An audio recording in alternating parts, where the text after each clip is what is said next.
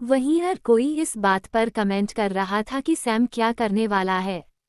वह आदमी खुद हाथ में धातु की हड्डी लेकर आंखें बंद करके वहीं बैठा रहा। हड्डी के नीचे कड़ाही है।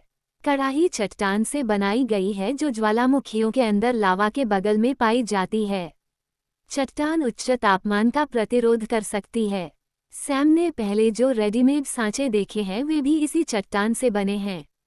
फिलहाल सैम अभी भी अपनी आध्यात्मिक ऊर्जा को हड्डी के माध्यम से यथासंभव समान रूप से फैलाने पर ध्यान केंद्रित कर रहा है। यदि यह 1 महीने पहले होता तो सैम पहले ही अपनी आत्मिक शक्ति की थकावट के कारण अपनी एकाग्रता खो चुका होता। लेकिन अब सैम ने टॉवर में बिताए पिछले समय में दिव्य आत्मा आध्यात्मिक भावना की खेती करके खुद को तैयार किया। तो सैम के पास पर्याप्त से अधिक मानसिक शक्ति है। जब सभी यह अनुमान लगा रहे थे कि सैम का कब उड़ेगा, उन्होंने देखा कि सैम के हाथ की हड्डी उनकी आंखों के सामने पाउडर में तब्दील होने लगी है। सुनहरे रंग की धातु की हड्डी धीरे धीरे लेकिन निश्चित रूप से पाउडर में बदल रही है। पाउडर इतने महीन हैं कि वे सुनहरे रंग की रेत की तरह दिखते हैं। सभी लोगों ने अपने हृदय को शांत करने के लिए गहरी सांस ली। जब रिसेप्शनिस्ट ने अपने सामने ये दृश्य देखा तो उसके चेहरे पर हंसी आ गई। लियोनार्ड ने भी मुंह खोलकर ये दृश्य देखा। कम से कम सतह पर टॉवर हेड ही एकमात्र शांत स्थान है। यहाँ तक कि फिलिप और अन्य लोगों ने भी, जिन्होंने ये दृश्य देखा था और पहले से ही परिणाम जानते थे, अपने भावों में बदलाव दिखाया था। टावर हेड केवल सतह पर शांत है। उसे स्पष्ट रूप से झटका लगा, लेकिन उत्तेजना सदमे से कहीं अधिक थी। उन्होंने एक अनुचर को देखा जिसकी सीमा रैंक 1 सामग्री होनी चाहिए जो मानदंडों के खिलाफ काम करती है और सबसे कठिन रैंक 2 सामग्री के साथ काम करती है जिससे रैंक 2 कारीगर भी नहीं बचते। वो स्पष्ट रूप से महसूस कर रहा है कि आने वाले समय की उम्मीद के साथ साथ उसका उत्साह भी बढ़ रहा है। सैम के हाथ की हड्डी पूरी तरह से गायब हो गई क्योंकि वो बारीक पाउडर में बदल गई और उसके सामने बड़े कड़ाही में उसकी कुल सीमा के 1/3 तक भर गई। गोल्डन ब्लड बाघ का पूरा पैर स्पष्ट रूप से बड़ा है क्योंकि वो पहले से ही सैम जितना लंबा है। लेकिन कड़ाही और भी बड़ी है क्योंकि एक पैर का इतना बड़ा हिस्सा ही इसका 1/3 हिस्सा ही भर पाता है। इसके बाद सैम थोड़ा पीछे हट गया और उसने अपना कोट और बनियान उतार दिया, जिससे उसके शरीर का सुंदर और तराशा हुआ ऊपरी आधा हिस्सा दिखने लगा। वो फिर कड़ाही की ओर चलने लगा। सभी दर्शकों की नज़रें उनके और पेट पर बने निशानों की ओर थीं। उसकी छाती पर स्पष्ट रूप से पंजे के निशान हैं और उसके पेट पर चाकू के 2 घाव के निशान हैं। ये देख सभी लोग कुछ देर तक चुपचाप देखते रहे। मुझे ये बताने की ज़रूरत नहीं है कि उसने खुद ही बाघ पा लिया था। वो केवल तीसरे चरण का अनुचर लग रहा था, फिर उसने बाघ को कैसे डाला? उसके आकार को देखते हुए ये स्पष्ट रूप से स्तर 2 का अंतिम चरण है। किसी ने कहा, सबने सिर हिलाया क्योंकि वे भी यही सोच रहे थे। सब्सक्राइब और शेयर का नाम कहा गया। उसे एक शिकार दल द्वारा ले जाया जाएगा। इसमें बड़ी बात क्या है? युवा विशेषज्ञ बोला। हर किसी को ऐसा महसूस हुआ मानो उन्हें ढूंढ लिया गया हो। इसे देखकर फिलिप और अन्य लोगों ने अपना सिर हिला दिया। अगर वे सच भी कहते हैं तो किसी को भी विश्वास नहीं होता कि सैम ने अकेले ही बाघ को मार डाला है। इस बीच सैम क्रेडी के सामने खड़ा ध्यान केंद्रित किया जा रहा है। फिर उन्होंने धीरे धीरे अपनी आध्यात्मिक ऊर्जा को खत्म करने के लिए अंदर ही अंदर प्रसारण करना शुरू कर दिया और इसे धातु की हड्डियों के पाउडर पर फैला दिया। जब पाउडर का हर दाना आध्यात्मिक ऊर्जा से भर गया तो सारी आध्यात्मिक ऊर्जा सुनहरी लैपटॉप में बदल दी गई। आग की लपटें भयंकर रूप से जल रही थी लेकिन वे पूरी तरह से अलग हो गए और सिद्धांतों के शीर्ष पर केंद्रित हो गए। कैसे स्पीड लपटें? मैंने कभी छोटे रंग के लपटें नहीं देखे। भीड़ में से किसी ने कहा, इस स्टूडियो का दस्तावेज बनाएं। हाँ, लौ की हड्डी काफी ज्यादा है। वो सीधे सीधे के मुंह से आग की लपटों का उपयोग क्यों कर रहा है? क्या वह नहीं जानता कि इस तरह की आग से लपटों को नियंत्रित करना मुश्किल है और गर्मी का नुकसान अधिक होता है? किसी ने पूछा, आमतौर पर एक कलात्मक गर्मी को समान रूप से फैलाया जाता है और गर्मी के कुशल उपयोग के लिए आग की लपटें बस्ती के चारों ओर पकाया जाता है। लेकिन सैम आदर्श का पालन नहीं किया जा रहा था। उसे इसकी आवश्यकता नहीं है। टावर हेड्स ने सुपरमार्केट गोदाम बने बगल से कहा। उनके शब्दों का मतलब समझ नहीं आया। भीड़ में सिर्फ कुछ ही बुजुर्ग समझ पाए कि उनका काम क्या था। सैम को हीट करने के लिए समान रूप से फ्लोटिंग की मदद की आवश्यकता नहीं है, वह पूरी प्रक्रिया स्वयं ही कर सकता है। लेकिन पूरी तरह से बिल्कुल आसान नहीं कहा गया है। आग के लैपटॉप पर त्रुटिहीन नियंत्रण की आवश्यकता है और सैम वर्तमान में अपनी लाइन बंद करके इसे चित्रित किया जा रहा है। जो भी हो, उसने वास्तव में क्या सोचा है कि केवल इसलिए कि उसकी हड्डियों को पाउडर में बदल दिया गया है, क्या वह इसे नियंत्रित कर सकता है? गोल्डन ब्लड टाइगर की हड्डी को पिघलाना और भी मुश्किल है।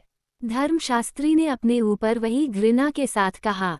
उसे वास्तव में ये तथ्य पसंद नहीं आया कि सैम अभी भी वहाँ ऐसा काम कर रहा है जिसे वह समझ नहीं पा रहा है। जैसे ही उसने बात खत्म की, कुछ ऐसा हुआ कि हर कोई अपनी तरफ से दिलचस्पी लेने वालों से देखने लगा। सैम ने आग की लपटों को रोक दिया और ऐसा ही किया। ऐसा किया, फटे हुए में लैपटॉप और लाल रंग का बेहद गर्म और जलता हुआ तरल पदार्थ वाला पदार्थ देखा जा सकता है। उसने अपने अनुचर जादूगर की खेती से छोटे रक्त वाले बाघ की हड्डी को बदल दिया।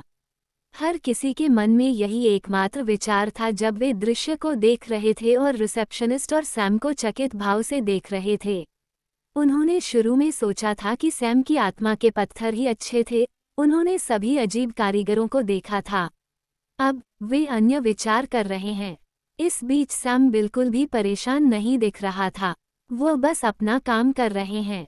फिर उन्होंने आध्यात्मिक ऊर्जा को अपने रेस्तरां में फैलाया और वे सुनहरी लैपटॉप से ढकाने का काम किया। यह अलौकिक तात्विक सम्मेलन का पहला चरण है।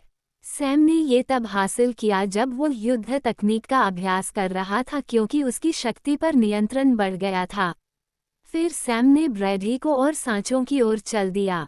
हर कोई चकित रह गया जब सैम पिघली हुई मेटल को अपने बनाए गए रेत के सांचे में डोडा करने के लिए अपने से आधा वजन उठाया, लेकिन अपने से कुछ गुना प्लास्टिक द्वारा स्ट्रीडाही का उपयोग किया जा रहा था। सभी पिघली हुई धातु को 6 सांचों में छोड़ दिया गया और बाद में सैम वापस आया और क्रैकी को वापस अपनी जगह पर रख दिया गया। फिर सैम स्केल के पास वापस आ गया और एक पसली की हड्डी निकाली गई और एक छोटी सी क्रैकी में चला गया। फिर उसने अपबीती दोहराई, इसे पाउडर पेस्ट करें। इसी तरह वह अंतिम एल्बम सांचे में वापस आ गया और धातु कर्म शुरू हो गया। इस बार 7वें सांचे में बहुत सी साड़ी के गोले हैं जो छोटे और जटिल हैं, कुछ खोखली गोले हैं, कुछ महीन सीधी रेखा की तरह दिखते हैं। मेटल के बाद सैम मास पर वापस आया और किताबों पर बनी रेखाचित्रों को एक बार फिर ध्यान से देखा। देखने के बाद सैम ने सिर हिलाया और डोर की ओर आया। क्या आप मेरे लिए कुछ सस्ते पड़े कांच के टुकड़े ला सकते हैं? पतले धागे के टुकड़े अच्छे और लकड़ी के कुछ और तख्ते। सैम ने मार्विन से कहा। मार्विन ने सिर हिलाया और जल्दी से चला गया। फिर सैम ने रिसेप्शनिस्ट की ओर से देखा और एक खूबसूरत शैतान दिया। आस्तिक की कुछ देखने की कहानी नहीं हुई।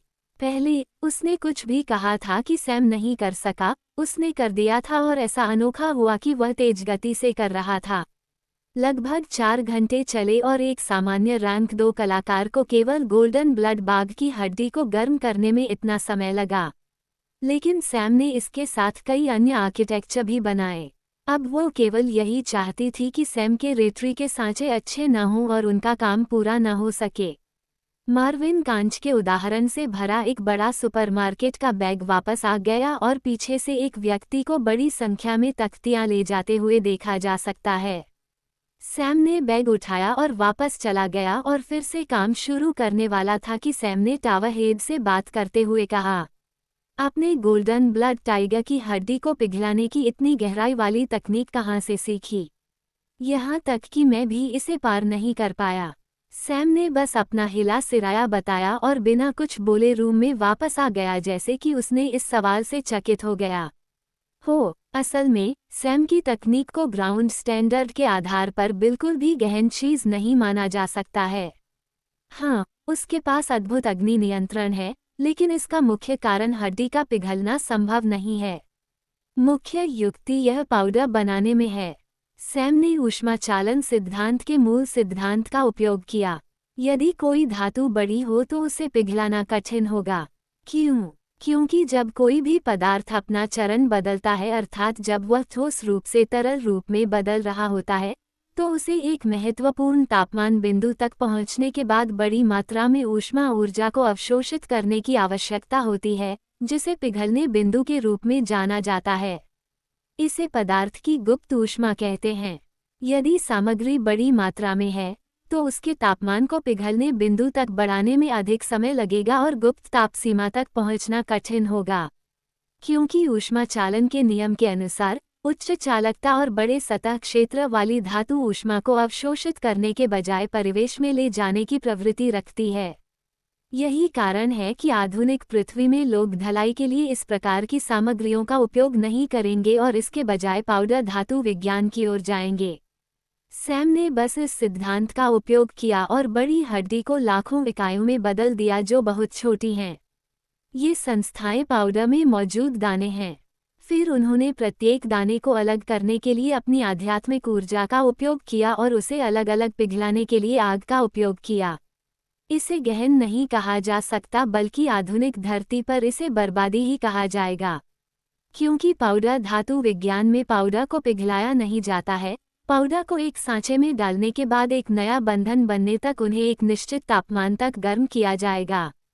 आधुनिक पृथ्वी में पाउडर को पिघलाना ऊर्जा की बर्बादी है।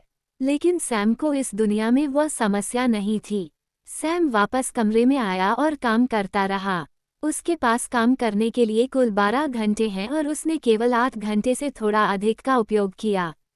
इसलिए वो काम जारी रख रहा है क्योंकि वह सांचों के जमने का इंतजार कर रहा है। सैम ने बस एक और स्क्रॉल निकाला और पैटर्न के नए सेट के साथ और अधिक सांचे तैयार करना शुरू कर दिया। इस बार पूरे कमरे में सांचों की संख्या दसियों में भर गई। सैम फिर कड़ाही की ओर चला गया। इस बार उसने हड्डियों का उपयोग नहीं किया, बल्कि उसने कांच के टुकड़ों से भरा पूरा बड़ा चमड़े का थैला निकाल लिया। फिर उसने उसे पिघलाना शुरू कर दिया।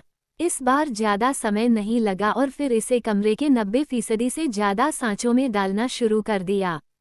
ग्लास स्पष्ट रूप से बहुत अलग है क्योंकि इसे सीधे सामान्य ढलाई के लिए उपयोग किया जा सकता है।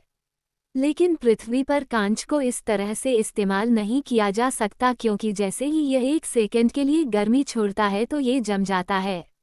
जैसे ही सैम ऐसा कर रहा था, 7 सांचों का पहला बैच ठंडा हो गया। सैम धीरे धीरे वहां गया और फिर जैसे ही मिट्टी गिरी, उसने धीरे धीरे सांचों को नष्ट करना शुरू कर दिया। भीड़ ने उत्सुकता से दृश्य को देखा। वे देखना चाहते थे कि ये ज्ञात सांचे कैसे काम करेंगे। तभी उन्होंने सैम को मिट्टी के ढेर से विभिन्न आकृतियों और आकारों में कुछ धातु की वस्तुएं निकालते हुए देखा। विशेष रूप से 7वें और सबसे बड़े सांचे से उसने वस्तुओं का एक गुच्छा निकाला। सैम धीरे धीरे पीसने वाले पत्थर के पास गया और वस्तुओं को पीसना शुरू कर दिया। 1 घंटे तक पीसने के बाद सैम के पास चमकदार धातु की वस्तुओं का एक गुच्छा था। फिर उसने गोलाकार क्रॉस सेक्शन वाली कुछ लंबी और पतली ऊर्ध्वाधर धातु की पट्टियां लीं। इन्हें तार माना जा सकता है। दरअसल आधुनिक धरती पर ढले हुए तार का उत्पादन करना असंभव है, लेकिन यहाँ आध्यात्मिक ऊर्जा पर सैम के नियंत्रण और उसकी निपुणता के साथ सैम ने असंभव को संभव कर दिखाया है। सैम ने तारों को आंवले पर ले लिया और गोलाकार फलाव के सामने खड़ा हो गया जिसका उपयोग घुमावदार आकृतियां बनाने के लिए किया जाता है। सैम ने गोलाकार फलाव पर एक तार लगाया और उसे लपेटना शुरू कर दिया। जब सैम ने तार से एक अजीब कुंडल बनाया तो सारी भीड़ ने आश्चर्यचकित भाव से सैम को देखा। यह आधुनिक पृथ्वी पर बनी सबसे पुरानी चीज़ों में से एक है जिसका उपयोग असंख्य चीज़ों में किया जाता है और यह इस दुनिया के लिए बिल्कुल नई है। एक पेचदार झरना। भीड़ को नहीं पता था कि यह किस उद्देश्य को पूरा करता है, लेकिन वे इंतजार कर रहे हैं क्योंकि उन्होंने सैम को कई स्प्रिंग्स बनाते देखा है। फिर सैम आखिरकार मेज की ओर बढ़ा। उसके सामने सभी अवयव चमक रहे हैं। जैसे ही सैम ने इकट्ठा होना शुरू किया, उसने गहरी सांस ली। भीड़ ने देखा कि सैम ने अपने हाथों में थोड़ा घुमावदार धातु का ब्लॉक ले रखा था। इसमें एक अभिसारी क्रॉस सेक्शन है, यानी एक सिरा दूसरे से बड़ा है। ब्लॉक में बड़ी तरफ 2 गोलाकार खांचे हैं और छोटी तरफ एक छेद है। फिर सैम ने एक अजीब दिखने वाला ब्लेड लिया। ऐसा लग रहा था कि ब्लेड का हैंडल भी घुमावदार है। फिर सैम ने ब्लेड के हैंडल को छोटे हिस्से में बने एक छेद के अंदर डाल दिया। फिर उसने एक हाथ से धातु की हड्डी का कुछ चूर्ण निकाला और दूसरे हाथ से मुट्ठी बना ली। फिर उसने अपनी तर्जनी को मुट्ठी से ब्लेड और ब्लॉक के जोड़ की ओर इशारा किया। फिर तर्जनी की उंगली की नोक से एक सुनहरी लौ निकली जो भयंकर रूप से जल रही है। सैम ने धीरे धीरे पाउडर डालते हुए उंगली को जोड़ के चारों ओर घुमाया। सैम जोड़ पर वेल्डिंग कर रहा है, लेकिन भीड़ को समझ नहीं आया, लेकिन टावर प्रमुख को समझ आ गया। उन्होंने उच्च श्रेणी के कारीगर से एक समान तकनीक देखी, लेकिन तकनीक बहुत अलग रूप में बनाई गई है। फिर सैम ने समान ब्लॉक और ब्लेड की एक और जोड़ी के साथ भी यही किया। उसके बाद उसने उन्हें एक तरफ रख दिया और एक और लिया जो घुमावदार है लेकिन एक बड़ा खोखला है। खोखले के अंदर पिछले ब्लॉक के छेद से छोटे 2 छेद हैं। सैम ने एक अजीब दिखने वाली वस्तु ली जिसे भीड़ समझ नहीं पाई।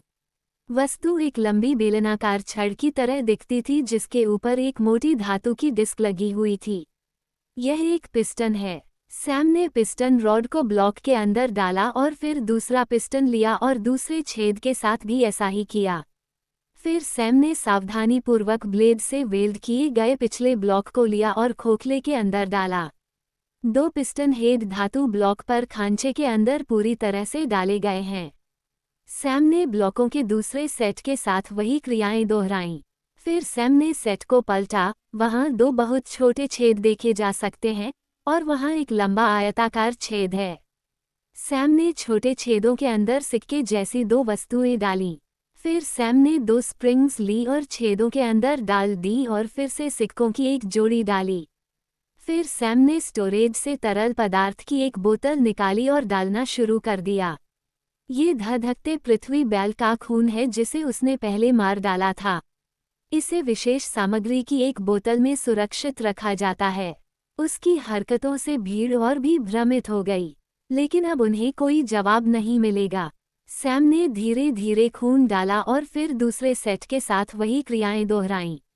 सैम ने सेट को सावधानी से एक तरफ रख दिया ताकि खून बाहर न गिरे और आयताकार ब्लॉक को अपने हाथों में ले लिया। अन्य ब्लॉकों की तुलना में इसकी चौड़ाई काफी कम है। इसके दोनों तरफ आयताकार आकार में 2 लंबे उभार हैं और लंबे सपाट हिस्से के केंद्र में एक गोलाकार छेद है। सैम ने पच्चर जैसी 2 वस्तुएं ली और गोलाकार छेद के दोनों ओर वेल्ड कर दी। कील पूरी तरह से खोखली है और दोनों तरफ खुली हुई है। सैम ने एक और खोखला पच्चर लिया जिसका एक तरफ बंद है और दूसरा खुला है। फिर सैम ने एक पच्चर दूसरा वाला इस तरह डाला कि बंद सतह गोलाकार छेद की ओर होगी। उसने 2 स्प्रिंग्स लिए और उन्हें खोखले में रखा। उसने 2 छोटे पिस्टन लिए और पिस्टन की छड़ें स्प्रिंग्स के अंदर डालीं। फिर सैम ने सेट घुमावदार ब्लॉक और ब्लेड लिया जो उसने पहले एक तरफ रखा था और ब्लॉक के आयताकार फलाव को सेट के छेद में डाला। फिर वेजेस पर लगे पिस्टन ने खुद को उन छेदों के अंदर डाल दिया जहां सैम ने खून डाला था। सैम ने सभी जोड़ों को वेल्ड किया और फिर आयताकार ब्लॉक के दूसरी तरफ भी ऐसा ही किया।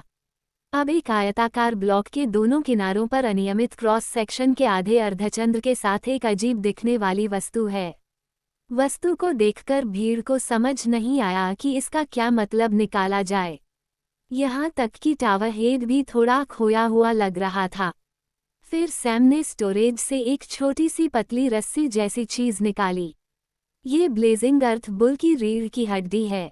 सांड के बिना किसी शारीरिक तरल पदार्थ के बाहर रहने के कारण कंडरा सिकुड़ गई, लेकिन उसकी लोच पर संदेह नहीं किया जा सकता।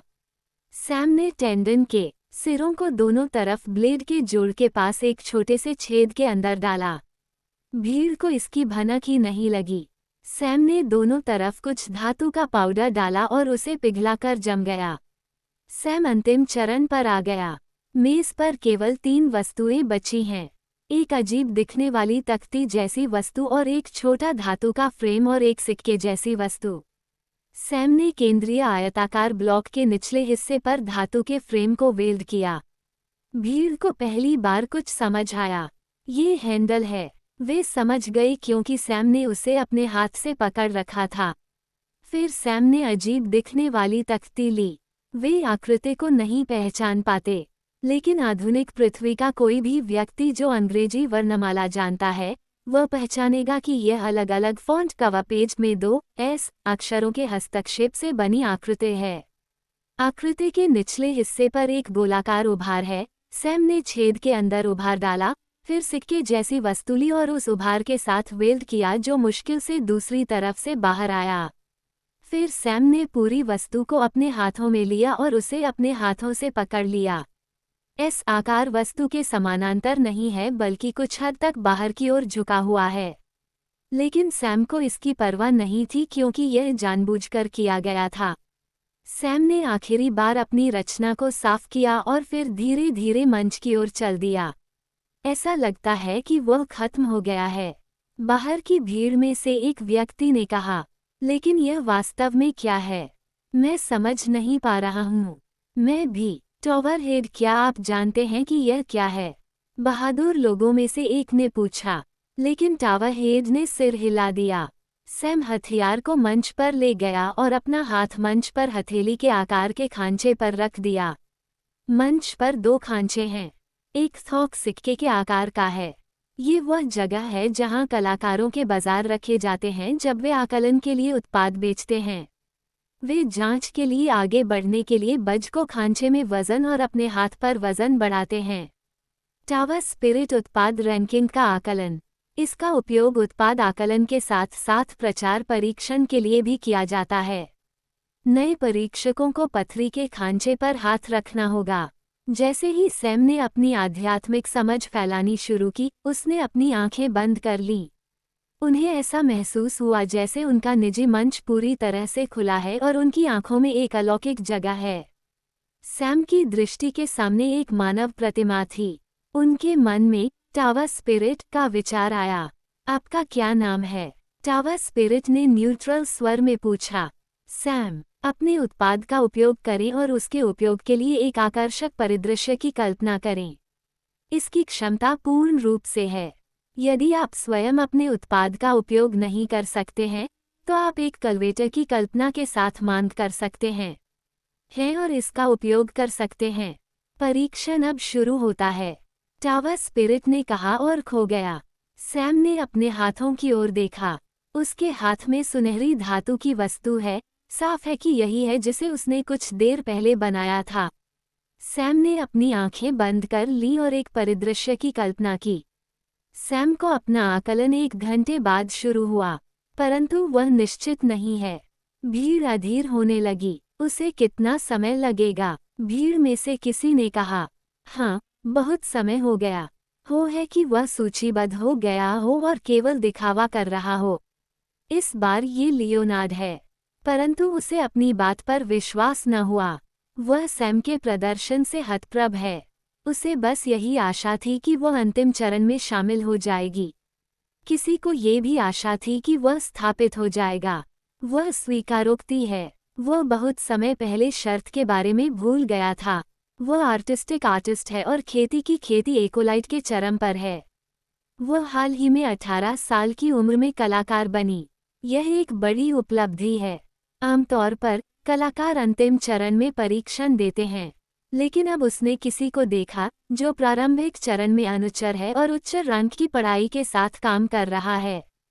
उसका जो अभिमान था वह चूर चूर हो गया था। यही वजह है कि वह चाहती थी कि सैम फेल हो जाए ताकि दुनिया के बारे में उसकी नजरिया सही साबित हो जाए। लेकिन एक पूर्वाभास की भावना यह है कि जो उससे अपेक्षा करता है कि वो काम छोड़ दे, कह रही है और यह उचित भी है। जैसे ही सैम ने अपना हाथ पकड़ लिया, मंच चमत्कारिक चमक उठा। मंच के पास की दीवार पर लगी स्क्रीन पर आकलन के नतीजे दिख रहे थे। निर्माता का नाम अज्ञात, उत्पाद का प्रकार हथियार, निर्माता सैम, हथियार की रैंक 2, लिखित के नीचे 9 सितारे हैं। उत्तराई में बारिश का मौसम। सैम के होने की इच्छा रखने वालों के भाव शर्मिंदगी से जल रहे हैं। सैम के दोस्त खुशियां से उछल रहे हैं। सैम पास हो गया और वह अभी 15 साल का भी नहीं हुआ। इस उम्र में एक उच्च श्रेणी की कारीगरी एक बड़ी उपलब्धि है। सभी व्यक्तिगत व्यक्ति अपने स्तर से नीचे के सितारों को देख रहे हैं। सैम समझ गया कि सितारों का क्या मतलब है। समान रैंक के हथियारों को भी गुणवत्ता में विभाजित किया गया है और उन्हें सितारों के साथ दिखाया गया है। जितने अधिक तारे होंगे हथियार उतना ही अधिक अविश्वसनीय होगा। एक सितारा सबसे निचला है और 10 सितारा सबसे ऊंचा है। यदि किसी हथियार में 10 सितारे हैं तो इसका मतलब है कि उसकी ताकत की तुलना अगले रैंक के हथियार से की जा सकती है। एक कारीगर के बैज में भी सितारे होते हैं। उदाहरण के लिए इस टावा का टावर हेड 6 सितारों वाला रैंक 2 कारीगर है। जब सैम अपने विचारों में डूबा हुआ था तभी पत्रों का एक और सिलसिला आया।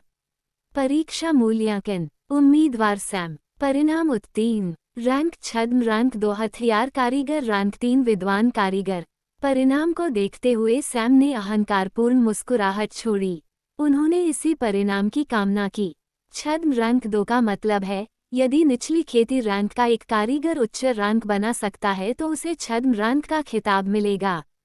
इसका मतलब है जब तक वह आवश्यक खेती रैंक तक पहुंच जाता है तब तक वह रैंक 2 बन सकता है। फिर एक चकाचौंध रोशनी के साथ आयताकार मंच पर एक गोलाकार मंच दिखाई दिया जिस पर सैम के हथियार 2 गोलाकार बैज के साथ थे जो 1 से 3 गुना बड़े हैं। सामान्य सिक्का एक सुनहरा बिल्ला है जिस पर एक प्रतीक है जो इस दुनिया की भाषा में संख्या 3 को इंगित करता है और 3 के नीचे एक स्क्रॉल प्रतीक है। यह उनके विद्वान कारीगर का प्रतीक है। यह उनका विद्वान कारीगर बैज है।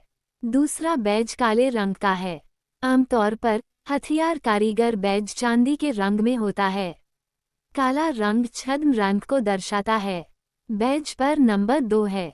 अंक के नीचे हथौड़े का चिन्ह तथा अग्नि का चिन्ह होता है। दोनों बैज के पीछे सैम का नाम है। सैम ने हथियार लिया और उसे रिंग के अंदर जमा कर दिया। फिर उसने धीरे से बैज उठाए और उन्हें ध्यान से देखा। हथियार कारीगर बैज पर 9 सितारे हैं। अन्य रैंक 2 कारीगरों के बीच उच्च स्तर के रूप में अपनी स्थिति का संकेत दे रहा है। सैम को खुद पर गर्व महसूस हुआ। सैम ने धीरे से बैज लिया और मेज पर वापस चला गया। सैम ने अपनी बनियान और कोट पहना और सांचों की ओर चलने लगा और उन्हें तोड़ने लगा। ऐसे कई ग्लास ट्यूब जैसे उत्पाद और छोटे धातु उत्पाद हैं जिन्हें उन्होंने अपने भंडारण के अंदर एकत्र किया। सैम ने धीरे धीरे उस जगह को साफ किया। मिट्टी और कतरन रखकर उसने पीसने का पत्थर भी साफ कर दिया। उसने तब तक सफाई की जब तक कमरा उसके आने से पहले अपने मूल स्वरूप में वापस नहीं आ गया। सैम धीरे धीरे कमरे से बाहर चला गया और फिलिप और उसके दोस्तों की ओर देखकर मुस्कुराया और उनके पास चला गया। सैम ने बैज निकाला और मुस्कुराते हुए फिलिप से पूछा, मुझे लगता है कि इतनी हैसियत काफ़ी है। नहीं, फिलिप ने कोई उत्तर नहीं दिया और सैम की ओर मुस्कुराते हुए देखा और सैम ने उसे अंगूठा ऊपर उठाया। सैम के सभी दोस्त उत्साहित होकर हैरान हैं। छद्म रैंक 2 कारीगर होने के विचार ने उन्हें और भी उत्साहित कर दिया। तुमने खुद को बहुत गहराई से छुपाया, फिलिप ने आखिरकार कहा। हाँ, ये सच है, पॉल ने धीरे से कहा। जब मैं आपके पास आऊं तो बेहतर होगा कि आप मुझे छूट दें। मार्विन बोला, धिक्कार है, सैम, तुम इस तथ्य को मुझसे कैसे छिपा सकते हो कि तुम एक कारीगर हो? चिंता मत करो, मैं उदार होऊंगा और तुम्हें माफ कर दूंगा यदि तुम। फ्रेया फिर से कुछ बेशर्म कहने ही वाली थी, लेकिन हेली उसका मुंह अपने हाथ से बंद कर दो। हेली ने धीरे से और देखा और बेहद धीमी आवाज में कहा, बधाई हो, इतना ही। कोई लंबी बातचीत नहीं और केवल छोटी और सीधी बातचीत।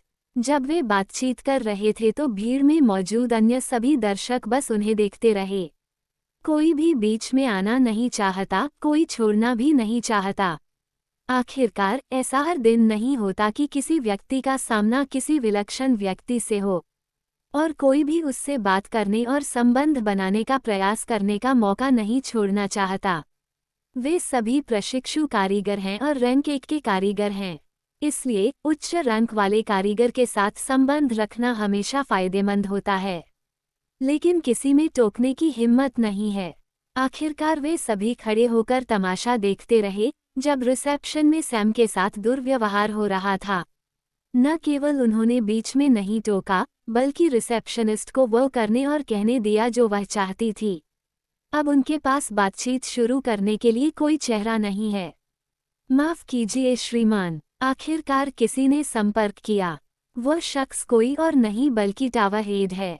सैम ने मुड़कर उसकी ओर देखा। उसने कोई जवाब ही नहीं दिया। सैम के हाव भाव देखकर टावरहेड को समझ नहीं आया कि क्या कहे। निस्संदेह सैम विनम्र नहीं होगा। उसे वास्तव में आर्टिसन टावा पसंद नहीं आया। हालांकि किसी एक व्यक्ति की असभ्य और अनुचित होने की गलती टावा से संबंधित प्रत्येक व्यक्ति के चरित्र का प्रतिनिधित्व नहीं कर सकती है, लेकिन जो बात उन्हें सबसे ज्यादा परेशान करती है वो ये है कि जब रिसेप्शनिस्ट अनुचित व्यवहार कर रही थी तो किसी ने उसे रोकने की कोशिश नहीं की। यहाँ तक कि यह टावरहेड भी सबसे आखिर में आया और महिला को अभद्र व्यवहार करने से रोकने के बजाय बिचौलिए की भूमिका निभाई। सैम ने सीधे टावरहेड को नजरअंदाज कर दिया और सीधे रिसेप्शनिस्ट की ओर चला गया और उसके चेहरे की ओर देखा। रिसेप्शनिस्ट के चेहरे का बदलाव वाकई मनोरंजक माना जा सकता है। कुछ घंटे पहले उसने जो अहंकार दिखाया था, उसका कोई निशान नहीं है। उसका सिर शर्मिंदगी से झुक गया और वह फर्श की ओर देखते हुए अपने दांत पीस रही है। सैम उसके सामने खड़ा था, यह महसूस करते हुए कि कोई उसके पास है। उसने ऊपर देखा, सैम धीरे धीरे उसे घूर रहा था। उसके चेहरे पर एक अहंकारपूर्ण मुस्कान है। उसकी आंखें सीधे उसे घूर रही थीं, बिना किसी ठंडे कच्चे अहंकार को छिपाने के। उसने उसके सीने की ओर देखा और सोने के रंग का एक बिल्ला देखा और उस पर एक नंबर खुदा हुआ था जिसके नीचे हथौड़ा और आग का प्रतीक था। उसने फिर उसकी आंखों की ओर देखा और इस बार उसकी आंखों में अहंकार के साथ तिरस्कार भी है। उसने कच्चे अहंकार और तिरस्कार से भरी आंखों को देखा और अपना अभिमान टूटता हुआ महसूस किया। किसी ने भी उसकी तरफ इस तरह नहीं देखा। ये पहली बार है कि कोई उसे इस तरह देख रहा है। बचपन से ही उसके आसपास के सभी लोग उसे प्रेम और प्रशंसा भरी निगाहों से देखते थे। उनकी सुंदरता और प्रतिभा के लिए उनकी अंतहीन प्रशंसा की गई। वह जहां भी थी, अनगिनत लोग उसे ईर्ष्या की दृष्टि से देख रहे थे। लेकिन अब उसके ठीक सामने एक शख्स है जो उसे हेय दृष्टि से देख रहा है। अंतहीन तिरस्कार। मैं। जैसे ही वह कुछ कहने ही वाली थी, सैम ने उसे टोक दिया। भुगतान करें, सैम ने अपना हाथ फैलाते हुए कहा। आसपास हर कोई अवाक रह गया। उन्होंने अनगिनत परिदृश्यों की कल्पना की, लेकिन कभी इस परिदृश्य की नहीं। शर्त याद आते ही युवती भी घबरा गई। युवा सर, हम जो बीत गया उसे भुला क्यों नहीं देते? इसलिए कृपया कुछ छूट दें, आर्टिसन टावर के एक बुजुर्ग ने कहा। ये देखकर कि सैम अभी छोटा है, वह चिकनी चुपड़ी बातें करके बीच बचाव करना चाहता था। सैम ने बुजुर्ग की ओर देखा और प्रसन्न भाव से कहा, मैं क्यों? जवाब सुनकर एल्डर स्तब्ध रह गया। क्या वह कोई कारण पूछ रहा है? बुजुर्ग ने सोचा और हिचकिचाहट से टावरहेड की ओर देखा। फिर टावरहेड खुद बोले, सर, सैम, केली मेरी बेटी है और मैं उसे ठीक से पढ़ाने में असफल रहा। इसलिए कृपया मुझे कुछ चेहरा दें। उन्होंने सौम्य स्वर में कहा। केली, माफी मांगो। फिर वह रिसेप्शनिस्ट की ओर चिल्लाया। केली को लगा कि उसके पिता की अचानक चीख से उसका शरीर कांप उठा। उसकी आंखों से आंसू निकलने लगे। उसकी अभिव्यक्ति को देखकर कोई भी कुछ घंटों पहले उसके अहंकारी स्वभाव से जुड़ नहीं सका। उसकी सुंदरता को देखकर हर व्यक्ति का दिल पसीज गया। खैर, एक को छोड़कर सभी। सैम ने उसे उसी ठंडी नज़र से देखा। जब उसने उसके सुंदर चेहरे और उस ठंडी अभिव्यक्ति को देखा तो उसका मन और भी उदास हो गया। केली बोल नहीं पा रही थी। वो कुछ कहना चाहती थी, लेकिन उसके मुंह से शब्द नहीं निकल रहे थे।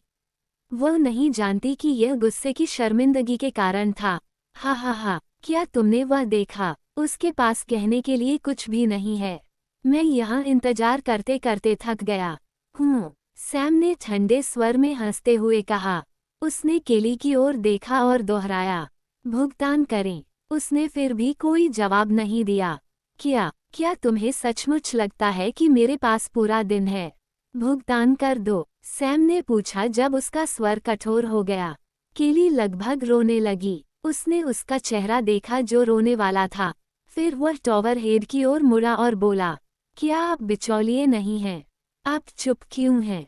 उनकी बात सुनकर सभी को ऐसा लगा जैसे वह मजाक नहीं कर रहे हैं।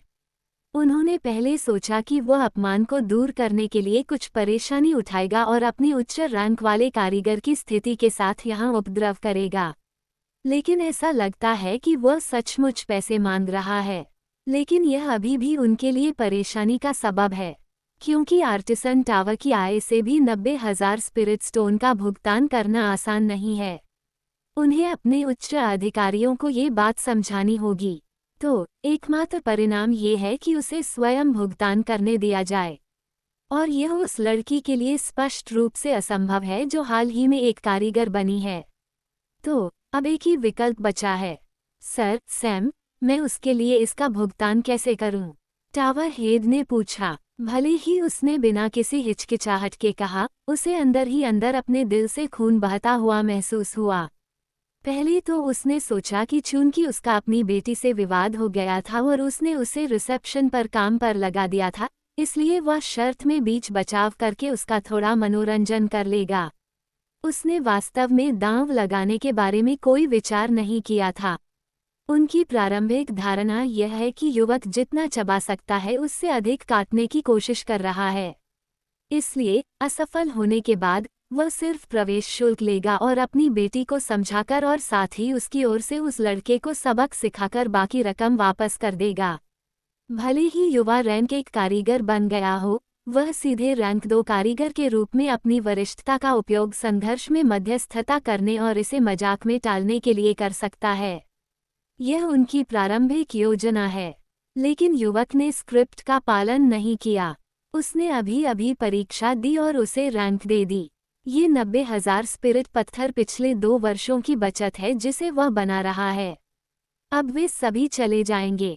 ओह, क्या उसने मेरे सामने अहंकारी व्यवहार करने के लिए आपके मुंह का इस्तेमाल किया? सैम ने एक ऐसा सवाल पूछा जिससे वह स्तब्ध रह गया। अब आप पूरी तरह से अनुचित हो रहे हैं, टावर ने मन ही मन सोचा। लेकिन उसने मुस्कुराने पर मजबूर कर दिया। तब सैम ने फिर कहा, इसे भूल जाओ, बस मेरी आत्मा के पत्थर वापस लौटा दो और मुझे उस कमरे में मौजूद उपकरणों का एक पूरा सेट भेज दो। सैम ने उस कमरे की ओर इशारा करते हुए कहा जिसमें उसने अभी अभी परीक्षा दी है। ये सुनकर टावर प्रमुख ने राहत की सांस ली। उपकरण कोई समस्या ही नहीं है। विशेष रूप से दूसरे दर्जे के कारीगर के लिए बुनियादी लोहार उपकरण पर महत्वपूर्ण छूट है। भले ही इसके लिए उसे कुछ स्पिरिट स्टोन की कीमत चुकानी पड़ेगी, लेकिन उसे टूटना नहीं पड़ेगा। सैम ने कागज का एक टुकड़ा लिया और कुछ लिखा और उसे टावर हेड की ओर बढ़ा दिया। ये वह जगह है जहां मैं रहता हूँ। स्टारवुड अकादमी में प्रवेश के बाद इसकी सदस्यता समाप्त हो गई, लेकिन बेहतर होगा कि आप इस जगह को गुप्त रखें। सैम फिर घूमता और घूमता रहा। फिर उसने रुका और केली की ओर देखा और फिर बना लिया। उसकी आंखों में देखने का भाव है। पहले का स्पीड टास्कर भी चला। ऐसा लग रहा था जैसे उसकी आंखें कह रही हों, तुम मेरे तिरस्कार के पात्र भी नहीं हो। इससे उसका स्वाद खत्म हो गया और अंत में वह रोने लगी। उसके पिता आगे आए और उसे अपनी एलिंगन में ले गए। उसने आवेश में अपना सिर खो दिया। वह भी कभी कभी इसे किसी ऐसे शख्स पर नहीं चाहती थी जिसे उसके बुरे मूड से कोई लेना देना न हो, लेकिन ये उनके एक अध्यवसायिकपूर्ण निर्णय के कारण हुआ और अब उस वैज्ञानिक व्यक्ति ने अपने गौरव को कुचल दिया और यहाँ तक कि उसकी सहमति की भी अनदेखी कर दी। उन्होंने उनका और उनके द्वारा चित्रित अनोखे कौशल का प्रदर्शन किया था, लेकिन उन्हें कभी भी अपनी प्रशंसा करने का मौका नहीं मिला। उसे बस उसकी नज़रों में गहरी नज़रें मिली। जिंदगी में पहली बार उसने किसी व्यक्ति की साझा चाहत थी। वो अपने अभिनय की जिम्मेदारी लेना चाहती थी, लेकिन आखिरी समय में वह पीछे हट गईं। वो खुद से नफरत करती थी। दोनों पिता और बेटी बस एक दूसरे के साथ एलिंगन में रहे क्योंकि सभी ने उन्हें अकेला छोड़ दिया था। आर्टिसन टावर से आउटलुक सुपरमार्केट समय एक व्यक्ति के चेहरे पर बेजान एक्सप्रेस था। ये स्पेसिफिक कोई और नहीं बल्कि लियोनार्ड हैं। जब उसने सोचा कि उसे क्या करना चाहिए तो उसका शरीर ठंडा हो गया। जिस देहाती बदमाश को उसने सोचा था कि वो कभी उसे भी रच सकता है, वह अब अनुभवी है, उसे उकसाना नहीं चाहिए। लेकिन उसने और उसके परिवार ने पहले ही उसे उकसाया। मैं इसके बारे में झूठ बोलता हूँ। शहर में बहुत से लोग हैं जो अपनी संपत्ति चाहते हैं, इसलिए अगर खबर नहीं होगी तो उसकी मृत्यु की संभावना होगी। इसलिए मैं इससे दूर ही हूँ। वह अपने घर की ओर भागते हुए बुदबुदाया। इस बीच पास की एक महंगी सराय में सैम और उसकी दोस्त खुशी से बातें करते हुए खाना खा रहे हैं। ठीक है, सब लोग ध्यान दें। मैं अपने आर्टिस्ट सैम के लिए एक टोस्ट देता हूँ। मार्विन खड़ा हुआ और अपने वाइन ग्लास से टोस्ट बनाया। इस दुनिया में 16 साल की उम्र के लोगों को वयस्क माना जाता है और वे जब पिराम्ड शराब पी सकते हैं। मास पर केवल सैम अभी भी कम उम्र का है। पॉल भी 16 साल का है। तो सैम को हर कोई शराब पी रहा है जबकि वो फलों के रस में फंस गया है। सैम, विवाह की वास्तविक आयु कितनी है? अचानक फिलिप ने बगल से पूछा। सभी ने सैम की ओर से उत्सुकता देखी। वे वास्तव में जानना चाहते हैं कि सैम वास्तव में कितने साल का है। हालांकि उन्होंने कहा कि उन्होंने करीब 2 महीने 15 साल पहले यह एक अज्ञात उत्तर दिया था। मुझे लगता है कि मैं कुछ ही दिनों में 15 साल का हो जाऊंगा, सैम ने बिना किसी दिलचस्पी के कहा, लेकिन दूसरे के भाव उदास हो गए। सैम ने ये देखा और माहौल से पूछा, क्या तुम्हें पता है इसका मतलब क्या है ना? फ्रेया ने पूछा, आपका क्या मतलब है? सैम ने असमंजस से पूछा, ऐसे दिमाग के साथ भी आपके ये 3 सिद्धांत कैसे हो गए? भले ही आप अभी 15 साल के हैं, आप पहले से ही एक कलाकार बन गए हैं, वह भी एक उच्च पद पर हैं। क्या आप जानते हैं कि जब लोग आपसे मिलते हैं तुलना करें तो वे कैसी लगती हैं? फिलिप ने समन किया, ठीक है, यह उनका बुरा है अगर वे ऐसा सोचते हैं। अगर ऐसा नहीं होता कि ये रईस मुझ पर नज़र रख रहे हैं, तो मुझे परीक्षा देने की जहमत नहीं उठानी पड़ती। सैम ने ऐसे उत्तर दिया मानो ये परीक्षा देना ही एक थका देने वाला काम है। उसका उत्तर सुनकर मेज पर बैठे अन्य सभी लोगों को लगा कि अब उनके पास बात करने के लिए कुछ नहीं है। वे बस चुप रहे और अपना भोजन समाप्त कर लिया। उसके बाद दोनों लड़कियां अपने घर चली गईं और बाकी लड़के बेशर्मी से सैम के पीछे पीछे उसकी हवेली तक चले गए। हवेली में प्रवेश करते ही सैम का यानवू ने स्वागत किया।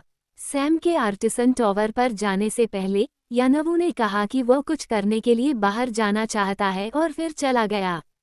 ये देखकर कि यानवू वापस आ गया है, सैम को राहत महसूस हुई।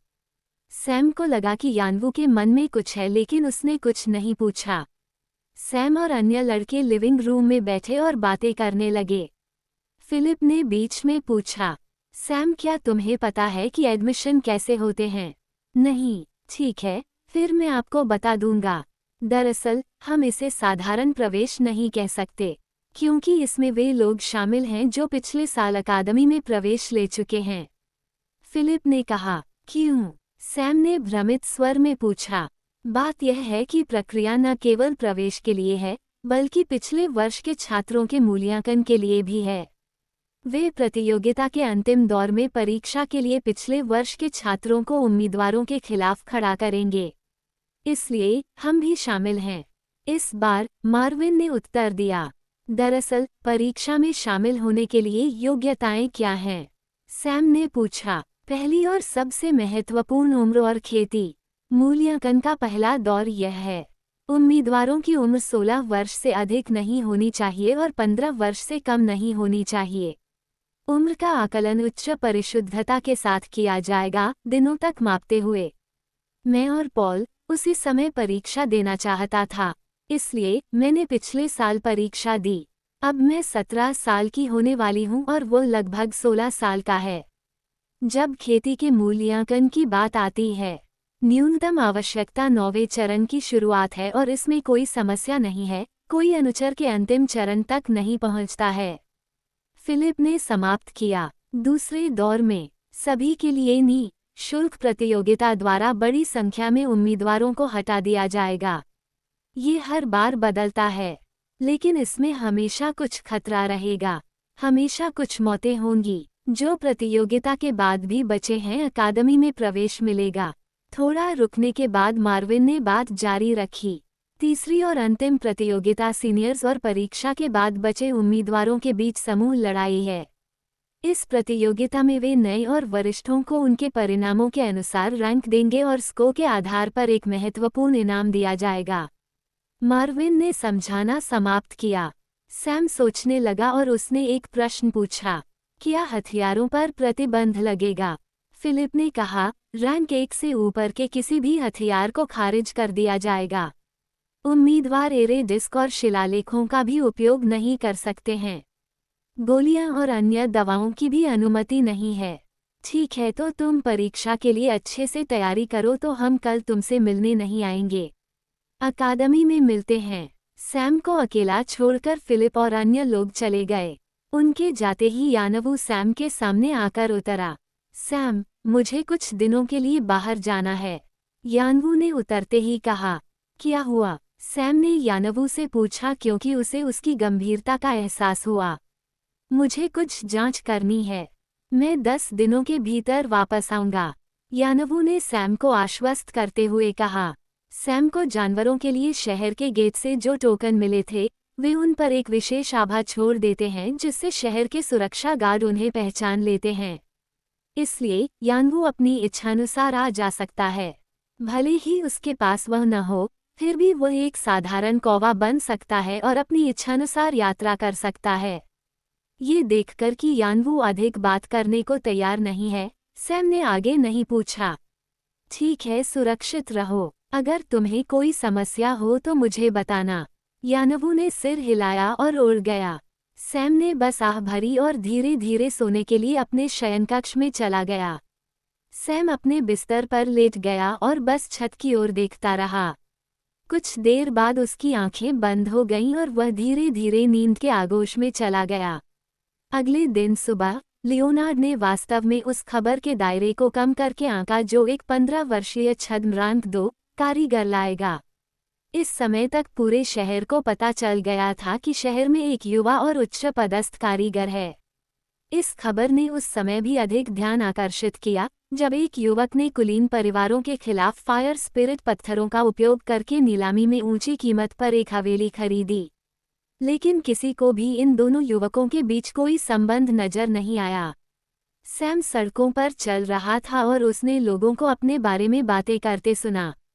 उसने आर्टिसन टावर की ओर अपना रास्ता बनाया।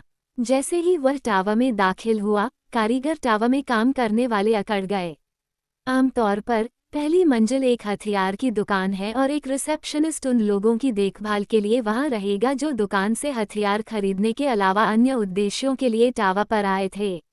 ग्राहकों की देखभाल के लिए हमेशा कई कर्मचारी मौजूद रहेंगे।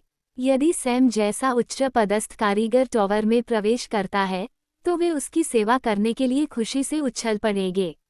लेकिन अब कोई भी उसके पास जाने की हिम्मत नहीं कर रहा था, क्योंकि उन्होंने कल एक बुरा प्रभाव देकर ऐसा मौका बर्बाद कर दिया था।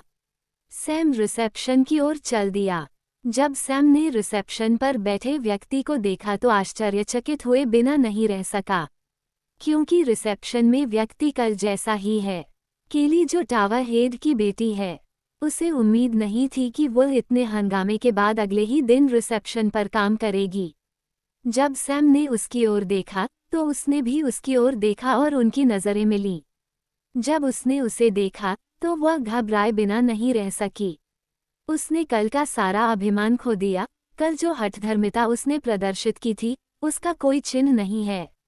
लेकिन सैम को उसके साथ बातचीत करने का मन नहीं था। वह बस अपनी जगह पर रुक गया और चारों ओर देखने लगा। फिर उसकी नज़र एक ऐसे युवक पर पड़ी जो किसी भी ग्राहक को नहीं देख रहा था। उसने उसे बुलाया। माफ़ करें। युवक तुरंत सख्त हो गया, लेकिन फिर भी वो आगे बढ़ा और सैम के सामने खड़ा हो गया। क्या मैं आपको यहाँ किसी बुजुर्ग की तलाश करने के लिए परेशान कर सकता हूँ? मुझे उनसे कुछ पूछना है, सैम ने विनम्र लेकिन तटस्थ स्वर में युवक से पूछा। जैसे ही उसने बात पूरी की, युवा परिचारक ने सिर हिलाया और जल्दी से चला गया। वे रिसेप्शन से ज्यादा दूर नहीं हैं, तो केली ने स्पष्ट रूप से उनकी चर्चा सुनी। उसे कुछ खोया खोया सा महसूस हुआ। दरअसल रिसेप्शनिस्ट का काम है कि अगर कोई उनसे मिलने आए तो बुजुर्गों को सूचित करे, लेकिन सैम ने उससे बात करने की जहमत तक नहीं उठाई। उसे वही उपेक्षा महसूस हुई जो उसने कल उसे दिखाई थी। कल सैम के चले जाने के बाद वह अकेली रह गई और अपने व्यवहार पर विचार करने लगी। तब उसे समझ आया कि वह आर्टिसन टॉवर के भीतर अपने तरीके से जाने की आदी हो गई है। यही कारण है कि 18 साल की उम्र में कारीगर बनने के बाद उसने अहंकारपूर्वक काम करना शुरू कर दिया। वह जीनियस कहलाने के नशे में चूर हो गई और जानबूझकर काम करने लगी। अब जब सैम ने उसे ऐसे रौंदा तो उसे समझ आया कि वह वास्तव में कितनी भ्रमित है। सैम ने फिर एक अन्य परिचारक को बुलाया और कुछ सामग्री मांगी। फिर अटेंडेंट वह सामान लेकर आया और सैम ने लेनदेन पूरा किया। इसके बाद सैम ने कुछ मिनट और इंतजार किया। जो युवक पहले गया था वह ऊपर से दौड़ता हुआ आया। उसके पीछे अधेड़ उम्र का टॉवर प्रमुख था। सर सैम, मैं आपके लिए क्या कर सकता हूँ? टावर प्रमुख ने नम्र स्वर में सैम से पूछा। मुझे कुछ समय के लिए फोजिंग रूम उधार लेने की जरूरत है। आप देख रहे हैं कि परसों स्टारवुड अकादमी में प्रवेश है। मुझे अपने लिए एक हथियार बनाने की जरूरत है। सैम ने विनम्र स्वर में कहा। जरूर जरूर, आप निश्चित रूप से एक उधार ले सकते हैं। मैं अभी रास्ता दिखाऊंगा। टावर हेड तुरंत सहमत हो गया और रास्ता दिखाने लगा। सैम ने उसका पीछा किया। उनके पीछे केली ने सैम की ओर देखा जैसे वह कुछ कहने वाली हो, लेकिन उसने कुछ नहीं कहा। टावर हेड सैम को एक निजी फोजिंग रूम में ले गया। इस कमरे में कोई पारदर्शी दीवार नहीं थी, बल्कि कारीगर की गोपनीयता का सम्मान करते हुए इसमें पूरी तरह से अपारदर्शी दीवारें हैं। प्लेटफॉर्म में भी केवल एक ही खांचा है जिसे केवल बैज के साथ ही संचालित किया जा सकता है। सैम ने कमरे का निरीक्षण किया और संतुष्टि में सिर हिलाया। फिर वह टावर हेड की ओर मुड़ा और सिर हिलाया। टावर प्रमुख को संकेत मिल गया और वह जाने के लिए मुड़ा, हालांकि अनिच्छा के साथ। सैम शाम होने तक फोजिंग रूम में कुछ न कुछ बनाता रहा। किसी को नहीं पता था कि वह क्या कर रहा है। जब सूरज डूबने वाला था, सैम आखिरकार बाहर आ गया। उसका चेहरा थका हुआ लग रहा था, लेकिन उस पर एक संतुष्टिदायक मुस्कान थी। उस मुस्कुराहट के कारण उसके रूप रंग में एक अनोखा आकर्षण जुड़ा हुआ है। उसने सीधे देखा तो एक खूबसूरत और सेक्सी औरत सिर झुकाए खड़ी थी। ये केली है। उसकी निगाहों को भांपते हुए केली ने उसकी ओर देखा और जैसे ही उसने उसे देखा, वो उसकी ओर बढ़ी और ठीक उसके सामने खड़ी हो गई। सैम दूर जाकर जाने वाला था। क्षमा मांगना, उसने मीठी, आकर्षक लेकिन डरपोक आवाज में कहा। सैम ने अपने कदम रोके और प्रश्नवाचक दृष्टि से उसकी ओर देखा। मैं बस कल के अपने अहंकारी व्यवहार के लिए माफी मांगना चाहता हूँ। मुझे पता है कि इससे ये तथ्य नहीं बदलेगा कि मैं अहंकारी और अनुचित था। मुझे बस उम्मीद है कि आप मुझे माफ कर देंगे। उसने उसी डरपोक स्वर में कहा। उसकी शक्ल देखकर सैम समझ गया कि क्या हो रहा है। उसने पहले कभी उस उपेक्षा को महसूस नहीं किया जो उसने कल दिखाई थी। उसे लगा कि उसका अस्तित्व हमेशा मूल्यवान रहा है, लेकिन जानिए एक शख्स उसके अस्तित्व को भी नहीं मान रहा है।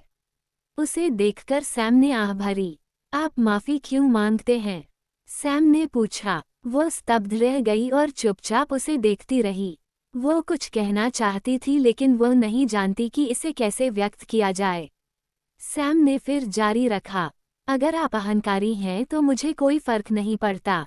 वास्तव में मैं स्वयं अहंकारी हूँ। भले ही आपके अहंकारी होने के कारण मुझे नाराजगी हुई हो, बस इतना ही, इससे अधिक कुछ नहीं। यह मेरे लिए पूरी तरह से नज़रअंदाज करने के लिए पर्याप्त नहीं है। अधिक से अधिक मैं ऐसा करूँगा किसी श्रेष्ठ व्यक्ति के सामने अहंकारी व्यवहार करने के लिए आपके भोलेपन पर हंसना। आप अपने अहंकार का समर्थन नहीं कर पाएंगे और हार जाएंगे तो आपको तिरस्कार मिलेगा।